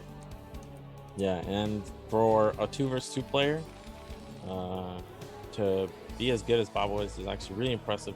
Like it's hard to say because there's just not a lot of 2 versus 2 competition, but his 2 versus 2 is really high, and in 2 versus 2, I don't think there are a lot of Zergs, if any, better than him. So really high skill level in 2 versus 2, and it also translates somewhat into 1 versus 1. Like one of the best Zergs in the foreign scene, well, the best from South America. And then he will go for the relatively fast expansion. Oh, Mr. Seriosity, I seen you in the chat, so I will give me moderator. So command center is being scouted by Babo. Will he lose this overload? It looks like he will, right? Well, it looks like he should have just went the other way. Can you actually hide? I feel like yeah, you just sent a Marine. But Danny's actually cutting Marines because he went for this fast command center, and he's going to fast second racks. So it's going to be really fast tech from Danny, not prioritizing units against the 12 hatch. And this is, I think, Danny's best opener, just 2 racks academy. So this double racks is designed to prevent the third base from being placed. Like you will have, I don't know, like 10 Marines and 1 Marine, 1 medic and 1 firebat, or 2 medics, and you have them like 30 seconds or 1 minute before the mutas, something like that, or was it this against 2 hatch muta? This hits just before the mutas are out, maybe like 5 seconds. Oh, wow. So this is if sometimes you see Terrans stim across the map to get there before the mutas, but in a normal game, if Terran is just playing safe, yeah, this forces Zerg to make sunkens before the mutas, which is annoying with 2 hatch. There's the Spire from Babo, and it's just really good to get your stim and range upgrades to face the mutalist, and then you can quickly tech up with this. This isn't like 4 racks or 5 racks plus 1, where Terran is looking to get, I don't know, like 2 or 3 control groups of Marines out on the map, fight mutas a lot. This is more a quick tech build, and then behind this, after the quick attack, it's behind this very fast tech. So you are expecting the like factory follow up behind it? No explode of the barracks? Yeah, so maybe 1 more barracks, but I think 3 racks and then factory. And then we're gonna see there. This is a pretty early sunken, but I think Babo's freaking out here. Maybe Babo knows what he's playing against. Yeah, here's the medics. This really fast medics in. You should see him moving across the map now. And there we go. This is Babo's gonna go into creeps, and Dandy just getting map control here. I don't expect him to try to bust. Yeah, especially if seeing that there are more rings being produced. And Babo, because he was supposed to make those 2 sunkens, he will not have a third base. So that's very, very good for Dandy for the time being. Because 2 bases there versus 2 bases Terran is always good for Terran. Yeah, and usually you take that third base right before your mutas are out. If you're going for the... Sometimes Zergs go for the third hatch in the base before the Spire, but when you make 2 hatch Spire, then you can make that third hatch elsewhere. And that's a nice pick off there. Doesn't lose a single link, gets 1 free Marine. Definitely nicely done. However, I would like to see, third hatchery, as you said, maybe even in a mate base, but or the third hatchery somewhere. Even here is a good position if you want to go for mass mutas. So let's see what will be the choice of Babo, because he's sending drones somewhere. Yeah, probably top right, maybe mid right. Looks like he's sending it to top right. And Dandy's gonna have to deal with these mutalisks now. Only 4, not really a big threat, but I know there are more on the way. And there's a factory, only 3 racks, just quick tech from Dandy. Yeah, so alright, that's the build, and it works. It looks great. It looks good. So for now, Dandy probably has relatively good situation. However, it it all depends how much damage he will be able to deal with the mutas. I mean, for Babo. So he's gonna get this SCV pretty easily. Not a lot of okay, he has more medics at the back, so he doesn't have to worry about losing all the medic energy. He's forcing out stims, which is good. He's keeping the Terran at bay. And he's finally taking that third hatch. More mutas on the way. And we should see double starport here from Dandy. Already 11 mutas for Babo, so he will start jumping on top of those turrets. I don't think that +1 weapon is done or will be done soon, so... But simply with 11 mutas, he should be able to jump in. And that's a good position to harass mutas, actually. Yep, you can see that turret just went down really quickly. Second turret also goes down, and Marines are going to have a tough time getting behind there. But there, the starport's on the way. Actually going to go into army, so not double starport. It's going to be Valkyrie first, and this could be a good way to shut down the Mutalist. That's another dead SCV, another dead turret. So far, very nice Mutalist control from Babo, and I saw he already has a Hydra Den on the way. Yeah, he already has a Hydra Den. He's third hatcher is also done. Very nice micro from Babo. Lowering the number of the Marines when the Valkyrie is in production is always great, because then you will have lower number of Marines to fight against when the Valkyrie is on top of that. Oh, kind of missed there. Lost the Mula. Even getting plus something on the armory. And +1 weapons done for the Mutalist as well. And the timing is actually before lurkers are out, because if lurkers are out, then Zerg is fantastic position defending. The one thing is Babo's third is actually really late, so his gas is very low to switch into lurker while he's going mutas like this. Yeah, the Valkyrie is in production. However, there will be a lot of mutas, so maybe if Babo will add additional Sunkens and defend against this push and go for the counter-attack, it will be a chance for him to win this game. There are Lings going for counter-attack, but the Lurkers are in production, so if Dandy will not pay attention, it might be devastating for him. It's going to be very tight. I think Dandy's just stimming across the map. He's going to get on top of some of these Lurkers before they're complete. The base trade. Survive, okay. Oh, looks like the Lurkers get behind the Sunkens. Dandy's going to have to target them. Decent targeting by... Oh! All the Marines go down. That was fantastic. That's incredible defense by Babo. Babo's got to go with these Lurkers. He's got to unburrow and go to the front. The mutas are in the main. There's nothing after that. So the Bunker Marines defended him, right? That was a beautiful moment of the game for Babo, I think. He should be very satisfied with the position he is in, because he killed all the Marines without losing almost anything, one lurker, and he also dealt a lot of damage in the natural. And he will also be able to close the Terran, so not a situation like this. I don't know what else you want to have. I feel like he has an opportunity to bust. Okay, tank is out, so that window is closing. The position isn't terrible for Dandy. Dandy has tech, getting a second gas. And Babo still on lair, no hive on the way. Third gas is up, and Dandy's tech has been slowed down, so Babo's position isn't terrible. But Dandy is scaling better because he has nice upgrades, and we see he's gonna start adding vessels soon. Some kind of lag. I don't know why, because I don't see any lost frames. Oh, it's fixed. Plus one weapon, +2 is probably on the way. No vessel yet for Dandy, because he's very low on gas. As you can see, he just started mining gas in the natural, so that's also the consequences of this Babo aggression. Yeah, and Dandy's second bunker. Babo is not going all in. You can see he's actually making drones in a fourth hatch. I feel like Babo has a lot of freedom here. A fifth hatch even. Is this going to be Hydro Lurker? Oh, if it would be, I love it. I feel like this is a fantastic position. You get +1. So your Lurkers 2-shot Marines, no matter if they have one armor or not. Yeah.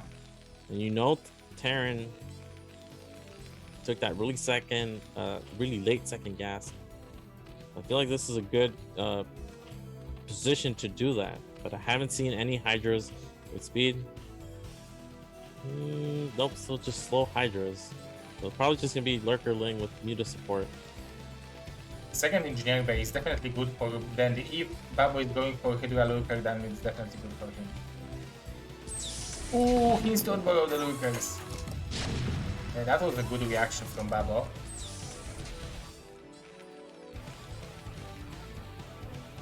Oh, Hydra speed. Yeah. So range is on the way. It's definitely Hydra Lurker. He has 5 hatcheries. He has a lot of production. Now he's not gonna have upgrades, which is the one thing. It's a little bit concerning. Kind of want +1 weapons. Yeah, and there are not too many Hydras yet, so I would like to see him maybe buy more time with the Lurkers, borrow and borrow. Oh, and now the Hydras will buy some time, but I don't think it will be enough until range will be done. He has Muta somewhere with Scourge. I think they're just hanging around in the main anti-drop defense. I feel like getting this vessel would be absolutely massive. 3 Lurkers went down there. That's huge. Yeah, that's definitely a lot, especially like Babo probably should want to fight against like on top of those tanks. Oh, and he decided to fight right now, but this Matrix is powerful. Lurker Spine's gotta target the Marines though. It's like one of the tanks has gone down. Nice Hydra reinforcement there. Once you're targeting with the Hydras, you really need to prioritize the tanks with the Hydras and then the Marines with the Lurkers. But so far he's holding off this push. If he's gonna get that last tank. Oh, 24 HP. Yeah, 24 HP, and it looks very, very good for Dandy. Dandy is marking from 5 barracks, 2 engineering bay upgrades, +1 factory. Oh, the vessel might die. I feel like Babo overdroned, right? Or maybe not, I don't know actually, but it looks like he has a lot of cash and not enough hatcheries. Yeah, maybe he needs one more hatchery, and definitely it was the tanks just getting free lurkers before the big engagement, and then Babo goes in when Terran is already sieged up. You can see you just can't get a good fight here. Now the Marines have +2. I think the Hydras don't have any upgrades. Yeah, +1 just ended. Yeah, with no lurkers left over, we can easily break through these sunkens, and I feel like Babo threw away a fantastic opportunity there. Yeah, but the medics have no energy, so if he will gather, I don't know, like 10 more Hydras, he can beat this army, but like he's losing great forcing Hydras. Actually, one at a time. If he would have Hive, I think it would be still manageable game. But more reinforcements from Dandy with +2 weapon upgrade, it makes it much harder for Babo to do anything. Yep, and he's gonna have +1 armor soon. And again, just there was a miscontrol there in the pre-fights before the big fight that allowed Dandy to gain an advantage. Yeah, definitely.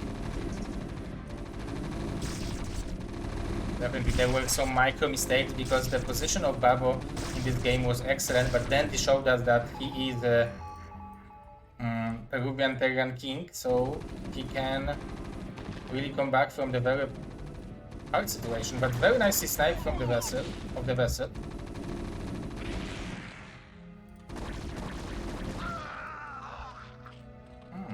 Like if somehow Babo will crash this army, it will be still manageable for him, but is it possible? Well, the tank number is growing.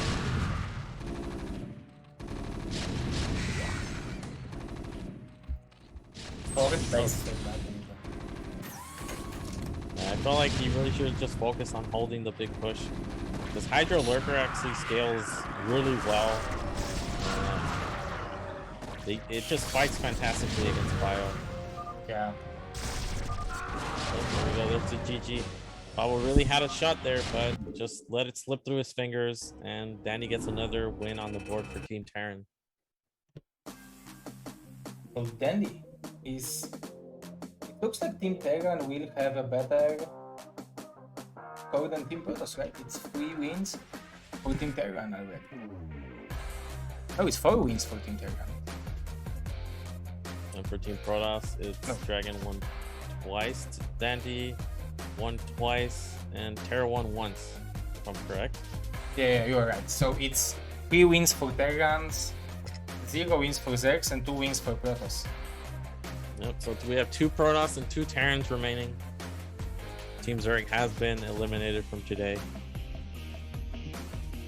Yes, so PvP left, so all the Zerg lovers can definitely be happy. Not be happy. All the Zerg lovers should definitely not be happy, and all the PvT lovers should be happy that we will have more PvT incoming. So now let's see on the chat.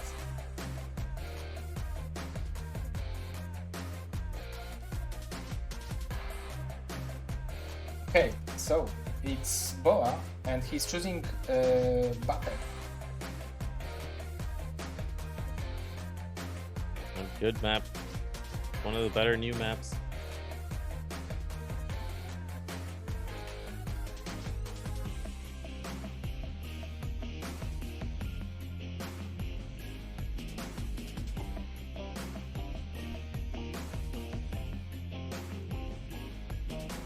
Versus and or maybe Mr. Seri, you have out of knowledge in StarCraft. What is going on with CWT team? Is it a new team, or is it game being sponsored or something like that? That they have so many good players nowadays.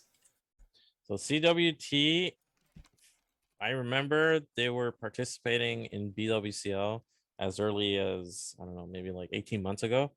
But their roster was mostly like Dark, who was formerly in Bull, a bunch of players from the Czech Republic, and then random foreigners here and there, just spread out throughout the world, but no top players. No top players, but they had a decent lineup. Like Lure plays for them, the Protoss from Great Britain, Dark from Bolivia, but now they have DeWalt and Boa on top of other players. So it's just like an up and coming team. Patak has been on their team for a while as well. Ghost of Zerg. And they are playing in WCL with their team? Yeah, they're participating in WCL.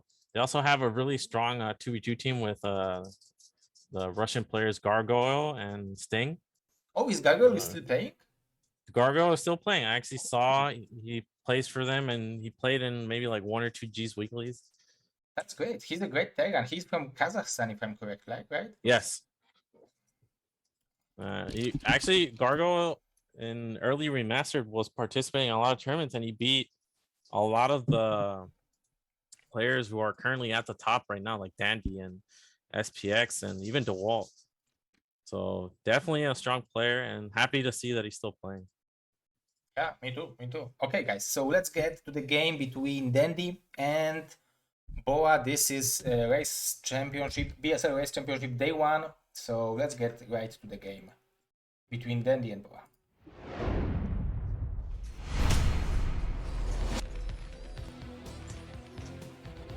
Okay, so spawning on the top right location, this is Mr. Dandy. And in the bottom right, we have Boa. Now, these two players have a lot of history between them, actually.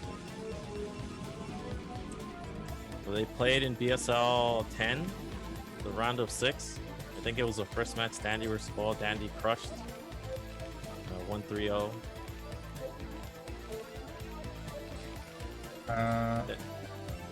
But you know Boa, like favorite matchup? Is he like liking PvT? Is he a PvT Protoss? I think so. His PvT is actually very strong because they played Dandy and Boa. I know Boa lost to Dandy in BSL, I want to say 13. Like, he lost 0-2. But just before that, like 1 day before that match, they played a show match, like one of those best of 9 where you play on 9. And Boa won, or I think it might have been best of 7. Boa won 6-1. Very convincing. Oh, yeah. The One ball day is before very BSL. one day before BSL. Hmm. Right, so pretty early scout. This is a gas steal scout, definitely. Yeah, let's see what will be the reaction of Dandy if he will cancel the SCVs. You have to be quick. Yeah. And this could be a lot of things. Protoss can go gas steal into Nexus first. So let's see the pathing from this SCV. Is going to go from the very top to give Dandy the least amount of time. Oh, just got in there. Yeah.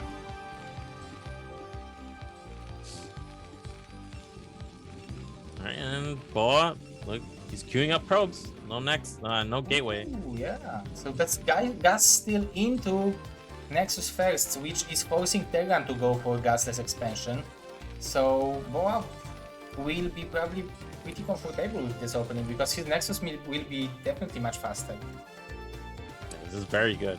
And Dandy, the thing is, when you go get gas stolen, you don't have a factory follow-up, so you can't go for the Marine SCV pull with Vulture support, like we saw Dandy do against Dragon and Longinus. And another thing is butter compared to Longinus, the rush distance is a lot longer.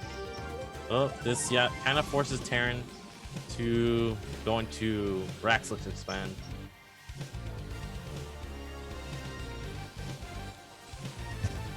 Because normally, if you are not going for expansion, you want to pull, I don't know, like 5 or 6 SCVs and kill this simulator very quickly, right? But if you're going for command center, you can allow yourself for this simulator to stay there a little bit longer. Yep. Right, but he's still holding the SCV. It's just, I mean, because if you wait for your natural, it just takes too long. Yeah. Right, to mine gas from your natural, so it's worth it to kill. After you start the command center, you can pull off minerals. And I looked at the match history between these two, Dandy versus Boa. It's actually 14 to 13 in favor of Dandy. That's how close it is. That's very close. So that's a beautiful matchup. It's a pity it's only best of one, but on the other hand, it's a beauty of it that we will know who is better after one game. And here we go. We have the double gateway follow-up from Boa. And so Nexus is already up compared to the command center. It's just faster. And there's no compensation from Dandy. It's not like he has fast tech or anything. He is getting full scouting information, but he's going to see. It's just standard 2-gate Dragoon follow-up.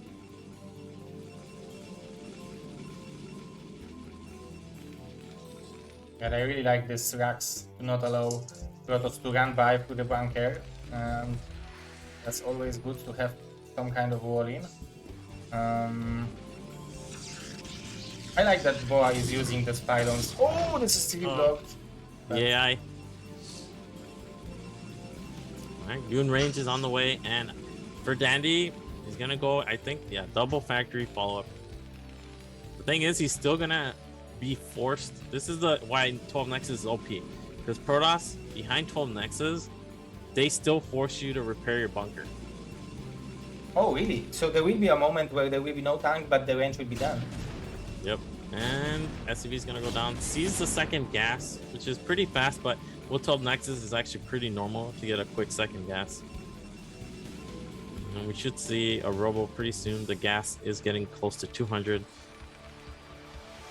Because there are so many this high ground on this map, even the gateway man here should be pretty good, right?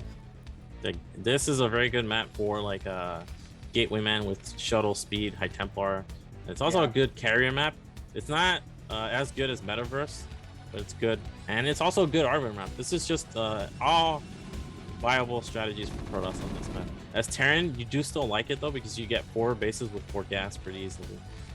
And here we go. We should see the Dragoon range done pretty soon here.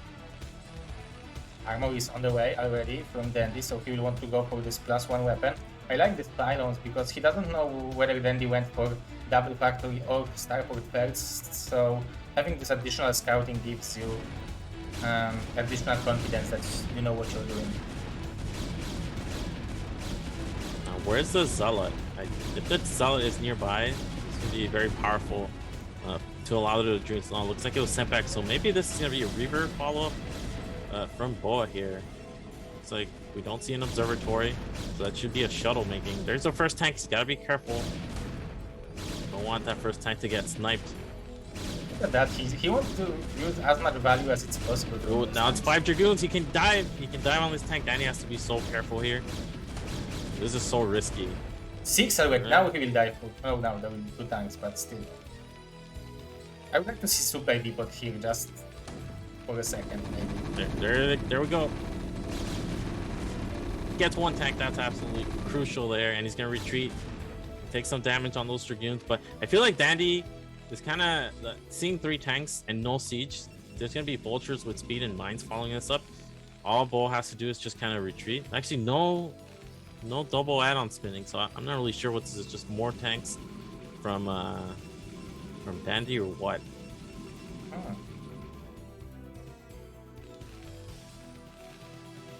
It looks like Ferret and Forward Factory. So he will go for mass tanks plus mass vultures without the siege? Yeah, so delaying siege, which is actually so risky because if Boa kept putting on pressure, like how does Dandy actually defend? But well, it is Reaver.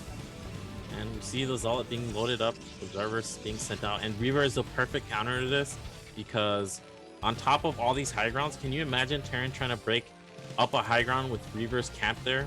It just takes so long, even with siege mode. So this is the perfect opener for Boa.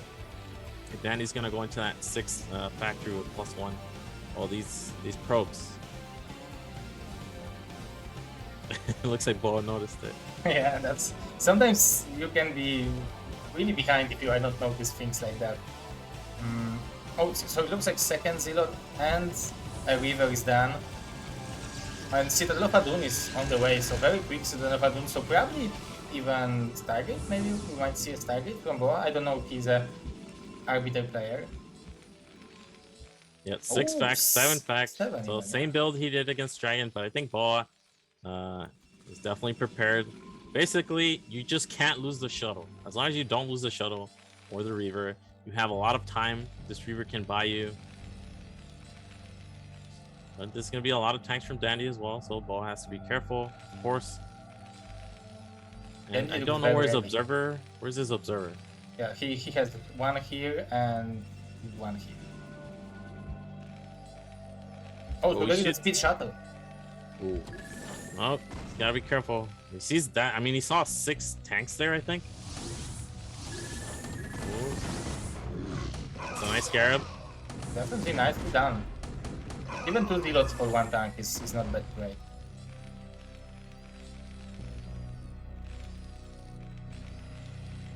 There's the Academy. Now he will have +1 and Goliath, so the shuttle will be a little exposed.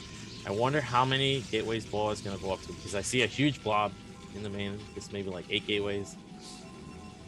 And more Reavers being added. And this is what you want to do. You just want to go a lot of Reavers, cap them on the high ground, and then slow the Terran push as you go up in gateways yourself, and just buy time. And here we go. But I think he still doesn't know, right?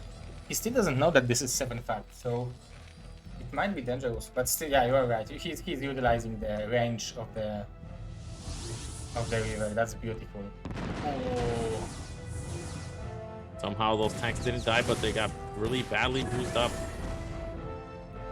Then he's not giving up. He is pulling the trigger. There is still plenty of tanks left, but there are so many Zealots and Goons from Boa already. Yeah, this is not like Dragon game. Dragon didn't, Boa didn't take early economic damage.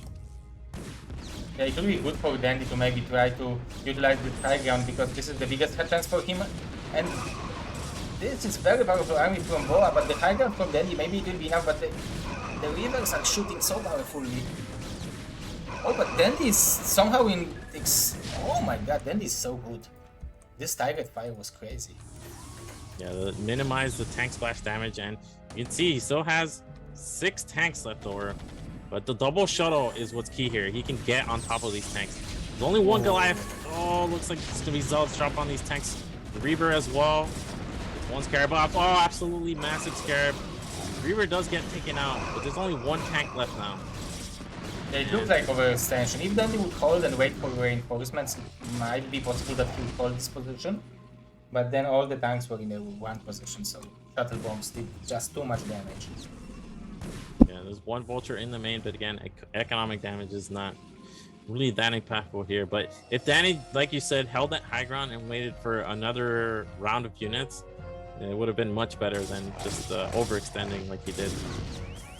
And now Boa pretty much is running away with it because Danny has 2 tanks maximum. And Boa already has the potential to go for speed shuttle harass. It's going to be very hard for Dandy to take a third here.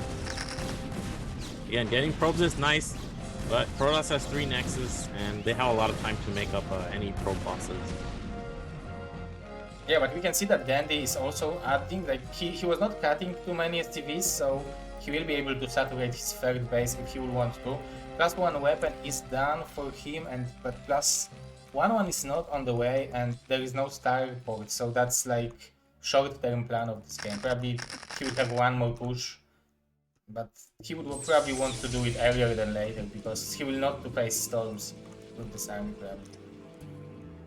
Well, he's gonna try to take a third, but again, his supply is nice, but the problem is his tank count is so low, and looks like he's gonna harass. He's gonna get all the probes here. Look at Bull's army; it's not retreating, and that means there's gonna be very little support for these tanks. Yeah, there is only 4 tanks, 6 tanks from Dandy, and there is plenty of units from Boa, so Dandy needs to be ready. He needs to lay mines. That's the most important thing for now, because those mines will buy a lot of time. Ooh, Boa getting clumped up here. I don't know if this is the best engagement. Lots of Zealots getting on top of tanks. 1 Reaver. Oh, looks like he's getting broken here. Danny's gonna retreat back to his bunker. He has some reinforcements coming. The Reaver wanted to snipe the tank. It's maybe even possible for Dandy to defend it.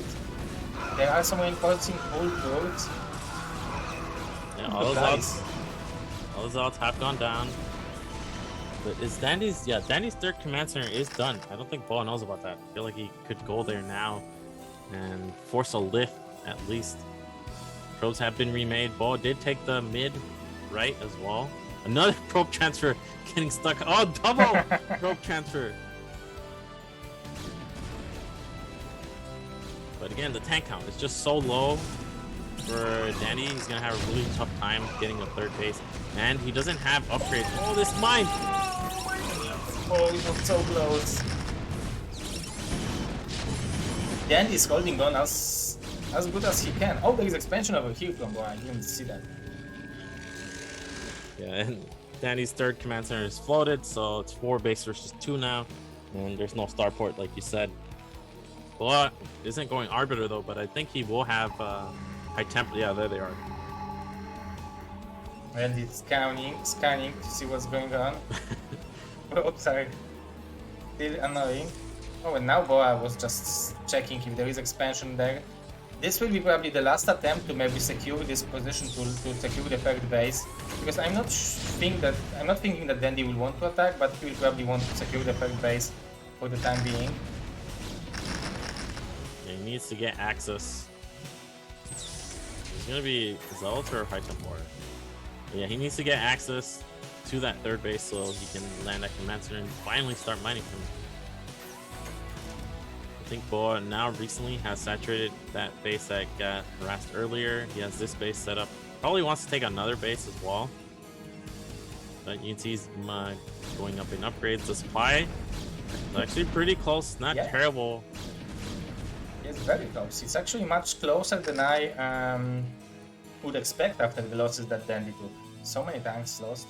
And I really like the amount of mines. Oh, and I'm not a fan of this attack if Boa wants to go for it now. This is definitely not gonna work. The mine's already set up. And yeah, you can see. I feel like he should transition. He has speed shuttles. He can just harass over and over again, and it's gonna be hard for Dandy to set up that base. Looks like the shuttle is peeling off. I wonder if this is gonna be High Templars.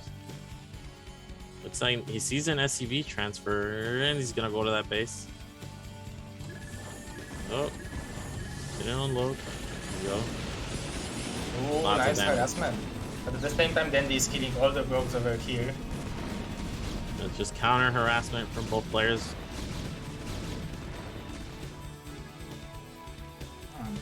While taking a fit base. And there's finally the starport. Oh yeah, which means... Oh, but there is no one... So there is no reason to make this armor right now, or maybe he just didn't want to spend.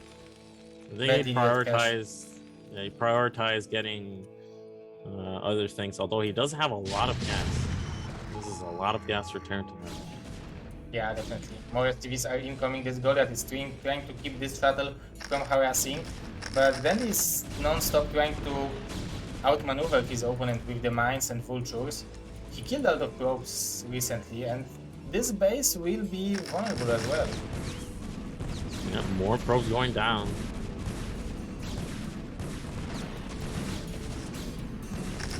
And now the mines are going to detonate, get some zealots, so this is very good value here from Dandy. Beautiful value.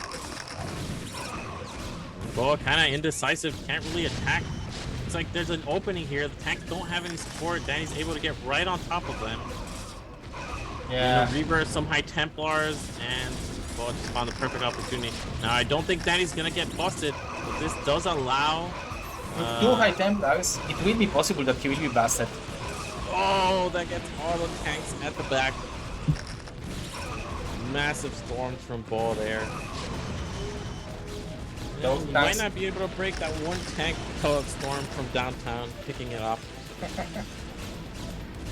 And the key here is, even if Danny holds, the third has no defense. He lost all his tanks. And you know why this works? It's because Terran upgrades are really bad in comparison to the Protoss upgrades. You see, Protoss has 2-0, they have Storm, they have Reavers.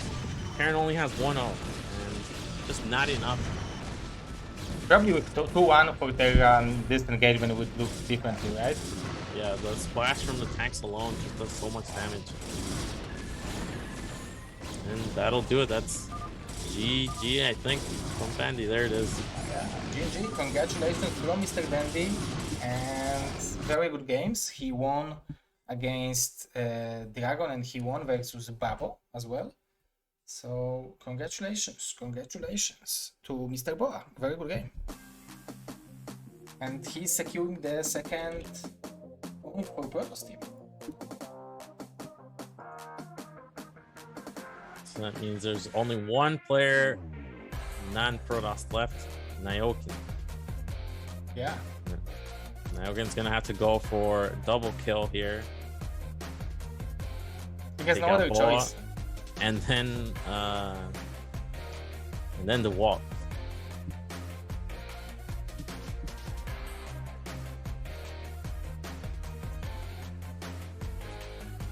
Okay. Okay, this should be up to date. So now, Niohkin for double kill. Do you think Niohkin is ready? He's gotta be ready. The thing is, Yeah, sorry. this is like the first time I've seen Niohkin participate in a very long time. I'm hyped about it. Because he's very good. In the stream, you can see that he's very good, right? Yep.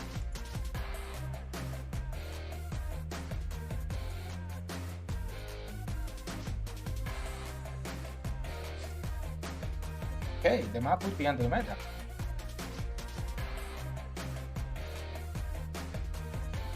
Going old school, and this is a funky map. It's gonna be good for macro stocks. You get those 3 base easily, but beyond that, how does Terran get more bases, and subsequently, how do they deal with carriers only on 2 gas? That is if we even see carriers, because a lot of the meta now is just shuttle, High Templar, speed shuttle, Reaver.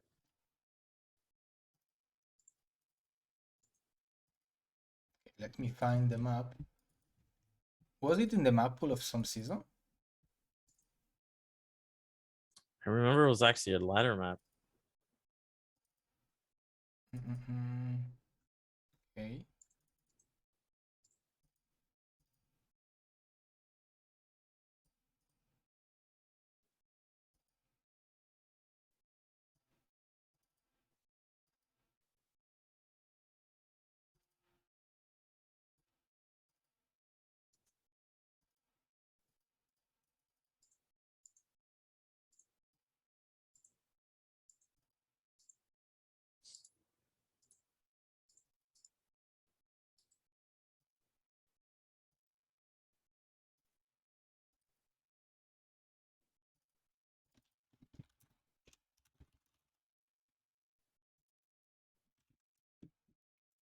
Okay, so how many chances do you give to Niohkin versus Boa?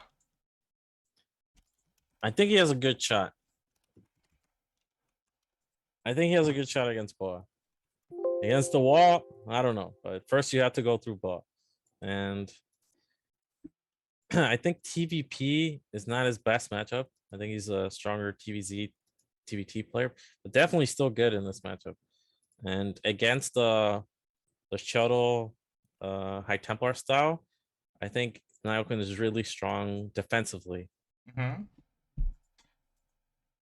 So do you think Niohkin prefer to play against like Shattered High Templar style than carriers? Yes. And the Arbiter into carrier, very difficult to deal with as well, especially on Andromeda. I actually think Arbiter into carrier on this map, almost impossible for Terran to figure out.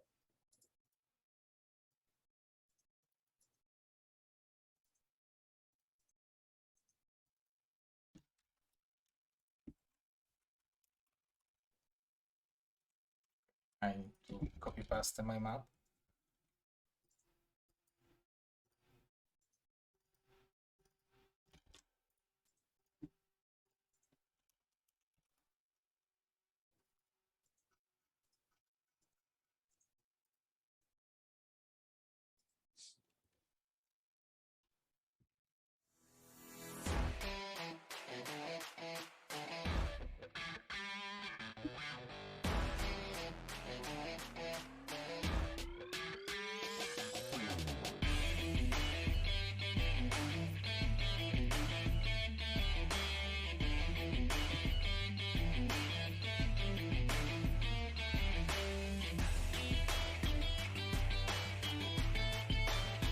Okay, I think we're ready. So, game.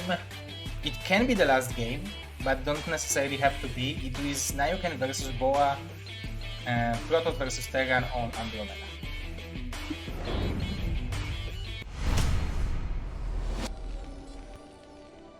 So, top left location. Our Super Gosu BSL caster, this is Mr. Niohkin. Right, and in the bottom top right we have Boa, who just took out Dandy in the color blue. Andromeda, do you ever go for the fast expansion on the high ground? Probably not worth it for 5 mineral fields, right? No, no gas, less mineral fields, not that great a base. Now, these spawns, I'm trying to think.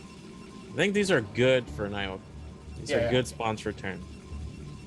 Because you get your 3 bases and then your 4th gas base is spanning away from Protoss. And if you just sit on those 4 bases, it's pretty nice return.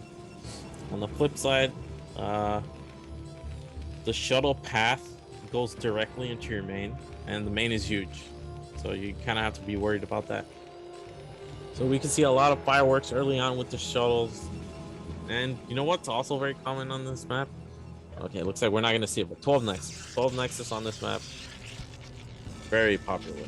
Yeah, because the distances are pretty far away from each other, right? So it's probably possible to defend it. And if you are going for economical opening on this map, it can even explode if you defend base. So that's definitely a good idea. Probably the 12 command center as well might be an option. Yep, and looks like Niohkin going for a fast scout. So I think he's gonna go into a barracks expand because we don't see a scout this early from Terran, unless they're going Rax gasless expand. And he's gonna get Boa first. Boa probably gonna reroute that probe to go to top left once he sees Niohkin's SCV getting to his natural. And Boa only now taking his gas. So this is going to be zealot pressure. And this is perfect against what Niohkin is doing. It's going to be very difficult. You see Niohkin immediately going to go and take that refinery, changing his mind. Not going to go for that Raxless expand anymore. Because he knew that he would take too much damage from the zealot, right? That's yeah, it's very difficult because you know Boa's going to rally zealots across the map. And even if you get the marine, even if you get the bunker, the zealots can just run by. But wouldn't it be more worthy to maybe place command center here and just make a Marines or something like that, or is it too risky as well? It's just you don't want to go in between your build. You don't want to make the command center on the high ground and then have to float it. So this delayed gas is actually wonderful because your tech is late, but so is Protoss's, and you can just end up in a position where you're fine on tech. And here we go. This is the run by I'm talking about. Luckily for Niohkin, he's making more Marines. Zealot. Ooh, taking some fire. The probe is actually pretty low. Could get picked off here, but second Zealot is already in the way. That's why we see Niohkin peeling off one Marine. Yeah, it looks pretty good for Boa because four CVs are not mining anymore.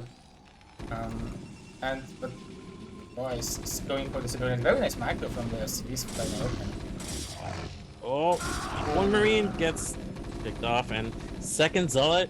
What is it doing? Is it gonna run? Yep, just running by the bunker. They don't care about one Marine in the bunker. You can see they just walks right in, and found it's two Zealots. One is very low. It's gonna get picked off by SCVs. Luckily for Niohkin, the factory hasn't been delayed too much. But we have a lot of idle SCVs, and the Zealot can still fight two Marines head up. So we see a lot of SCV pulls. This might be an overextension or an overreaction, but I mean the Zealot's still racking up kills. Niohkin even gonna go Dragoon is here first, and the Dragoon's already here. So the Walling saved him. And you know what's interesting? That Dragoon probably doesn't even want to go up because it's gonna fight SCVs. Dragoon's worst enemy. Vulture is out. It's not likely to get anything done. Bo actually going high ground Nexus. So to me, this means he's just gonna double expand off one gateway. So Niohkin wants to scout with this Vulture probably because he doesn't know what Protoss is doing, and if he will be able to get into the... Oh, he's not going to that well. Okay, so he's going to just to the middle of the map. Just to annoy a little bit. Yeah, a little bit annoying. So all in all, I think Niohkin didn't actually lose a lot in terms of economy. Indirectly, yes, because he lost a lot of mining time, but he didn't lose a single SCV, maybe one. So SCV count looking really healthy. He did lose a lot of Marines, of course, and he was forced to pull SCVs for a very long time. Nexus is done, command center not too far behind, and I still think Boa is going to quickly expand again because 5 mineral patches is really not that much. Yeah, and it would be a good choice because Niohkin is getting ready for river harassment or something like that, and he's not expecting the... Oh, you know what's interesting? Oh, expansion. Is he gonna take island? That would be so good. But 6 o'clock? Do you ever scan it? Like, you scan it when it's mined out, right? Even gas is probably depleted. You know what? If Niohkin scouts the natural and doesn't see a Nexus, that's why Boa takes a high ground, because there's no way for Niohkin to confirm. And this looks like a one-base build all of a sudden. You can suspect they take the high ground, but that's way less likely. And now the fact that he's going to take 6 o'clock, Niohkin is never going to scout this. That's so smart, actually. I like this build from Boa. Oh, there is 2,000 gas here. I didn't even know about it. I thought it's 5,000. Okay, so double packed from Niohkin already. Armory on the way. He is having a turret wing, but it was pretty expensive for him. And this is killing the generators. This is to deal with tank drops. Ooh, that observer can't die. You never want to lose your first observer as Protoss. But this is a nice turret ring, and Niohkin is preparing for Reaver, which is very common. And Boa is about ready to take that Nexus. And it looks like there's just one. Oh, it looks like the Marine fire in conjunction with the turrets. We'll take that out. And the Nexus is on the way, so Boa. Are we gonna see? We might even see another Nexus now. This is absolutely disgusting. 7 minute for Nexus. This is the Protoss life, and one Nexus is on the high ground, so high ground in the island, so it's impossible to be killed for now. And Niohkin is probably just gonna take a third command center here. No reason for him to suspect. shenanigans like this.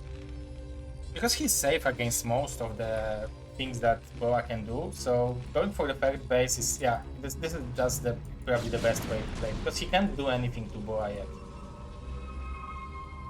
And Boa is going out with some shuttle with Reaver and I think a couple Zealots. Boa doesn't have, I mean, how many gateways does he actually have? It's just 2. 4 2 going up to 4 now. Yeah. He's probably waiting for the speed for this shuttle.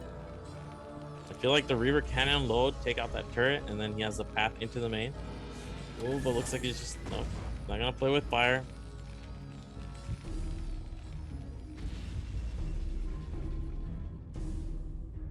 Okay, so the probes are being produced over here. Boy, I've been thinking about taking the 3 o'clock, but it would be probably overextension. Now what will be the follow-up of his? Because taking an island might indicate the carriers. He can even produce carriers in this island. And but on the other hand, it's a very open map, so making a lot of gateway units may be effective as well. And Niohkin scanning, he's looking for what's going on, right? Because he doesn't see anything. Doesn't see a cybernetics core spinning. He probably scanned the natural and saw, wait, this guy recently started his natural? What's going on here? He saw the gateway count was really low. So I'm pretty sure Niohkin is confused here. He doesn't have a lot of intel. Yeah, because he probably clicked on the minerals in the natural and he's seen that, okay, so he just started mining. Maybe he simply is thinking that, okay, so he took mineral only first, but it's very rare, you don't do it. And if you are not forced to do it. Well, Niohkin has a very nice tank count. Yeah, this base is just never gonna get scouted. +1 should be about to finish.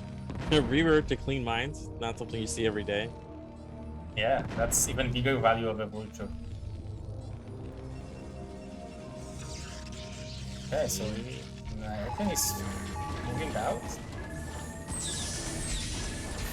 Ooh, nice life signal. Range. I like this signal.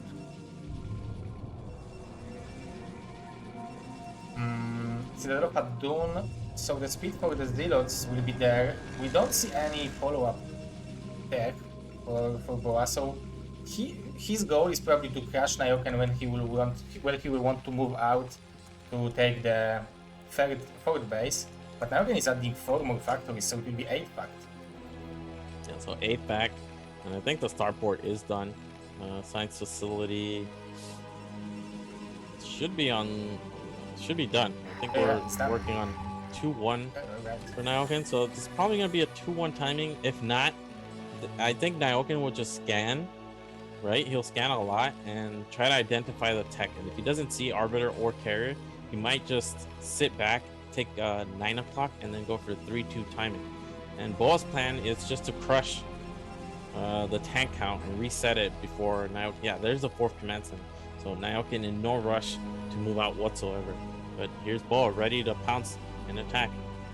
Yeah, so it's brilliant from Niohkin to not overextending, because after scanning and seeing that this is a gateway man, like, trading is good for Protoss. For Terran, waiting is good. So, but all those tanks are clombed up, so maybe this shuttle will be powerful. Niohkin needs to be very careful. All shuttles unloading on top of the tank. Zealots on top of the tank. Reaver unloading in the back. One between, sandwiching some of these tanks, and oh my god, Protoss just made it look easy. And Niohkin's supply is actually really high still, but he just has no units. Yeah, he will probably even defend it on the high ground, maybe, but he's losing so many SCVs right now. He just started producing from his additional 4 factories, so his macro will be very, very significant, like very powerful, but if you lose this command center, it will be very, very hard to come back. And again, 2-1 hasn't finished, so that was a perfect timing there for Boa. Niohkin got a little bit caught off guard. Those clump tanks didn't have any on his high ground, and it looks like he's not gonna die. He has a nice wall. I don't think the command center died either. Even if it did, he does have this one ready nearby. Yeah, it didn't die. Boa is sending reinforcements. I feel like Bo actually needs another main, just so he has room to make more gateways. Because pretty soon, like, he's taking another base, he's gonna have ridiculous economy. Oh, Niohkin unsieged, and that's not the best thing to do. There is a river over here, but he should be able to snipe it. Well, looks like a couple tanks go down there. The wall has been breached, and I think that's it. There's only one tank left in Siege 1. SCVs doing their best to hold off. So Niohkin Oh, huge scare there. trying as hard as he can as a Terran Capitan to deliver a best game he could, and he did it. Really good game from Niohkin, and it makes Protoss team winning today, right? Yep, and that's without the wall even playing. The wall just sitting back. Yeah, that's pretty impressive, to be honest. So, yeah, congratulations to Protoss team, congratulations to Boa and Dragon for actually taking 4 wins. Yeah, 4 wins today, right? Yeah. Yep, Dragon beat Hawk and Terror, and we just saw Boa beat Dandy and Niohkin. Alright, so that's the first day of BSL race champs, and Team Protoss on the board. Yeah, Team Protoss looks strong. Team Protoss is doing it showed us some good preparation for today. Let me just show you the schedule for this tournament. So,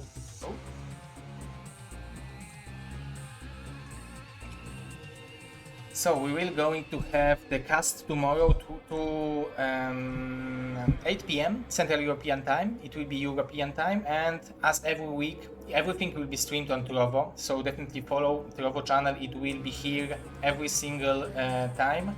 So 5 weeks from now, the same time for the PST and for the EST, and now we are having the tomorrow in 15 and a half hours we will start the Central European Times race championships. So I think this is it for today. Mr. Seriosity Super Gosu Protoss, thank you very much for joining me. Do you have any last words, maybe some sum up from today?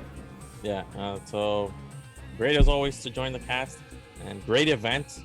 I mean, something I had this idea a very long time ago, couldn't organize it really, but this is fantastic. We have 2 time slots, American time slot, so American players and viewers can participate more easily. We have the European time slot, which is going to be tomorrow. Probably going to see a different mix-up of players just to see who's available. Probably going to see Bonnet, maybe Oya, some more of the European Protosses and Terrans and Zergs. So fantastic event. Join us tomorrow, BSL, Trovo, and please follow Zero. Is dedicating his life into becoming a full-time tournament organizer. So it's fantastic to see great events just Thursday to Sunday. Yeah. So yeah, that's really fantastic. Very nice words from Mr. Seriosity. I'm appreciating that, especially from such an expert. Can I say it in Spanish? There's still some Spanish. Of course, yeah, of course. Okay. El Cero está organizando este evento los jueves y viernes. Los jueves van a ser a esta hora todos los jueves por 5 semanas, y mañana en como 16 horas, que van a ser como a las 2 de la tarde en Perú, va a haber otro día de Protoss contra Zerg contra Terran. Posiblemente va a jugar Bonnet, Dandy, Terran, los mismos jugadores que siempre ven, pero como son distintos tiempos, algunos jugadores están más disponibles a esta hora y otros en otra.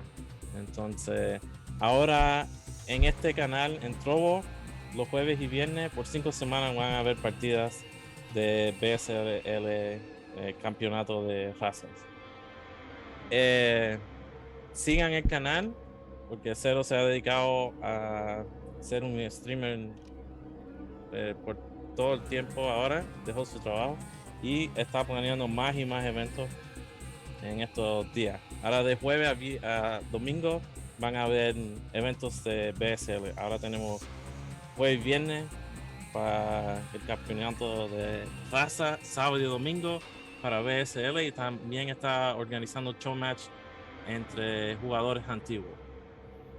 Entonces, eso. Y gracias a todo el mundo. Mañana no se olviden, va a haber otro evento, creo que a las 2 horas, 14 horas de Perú. Y eso.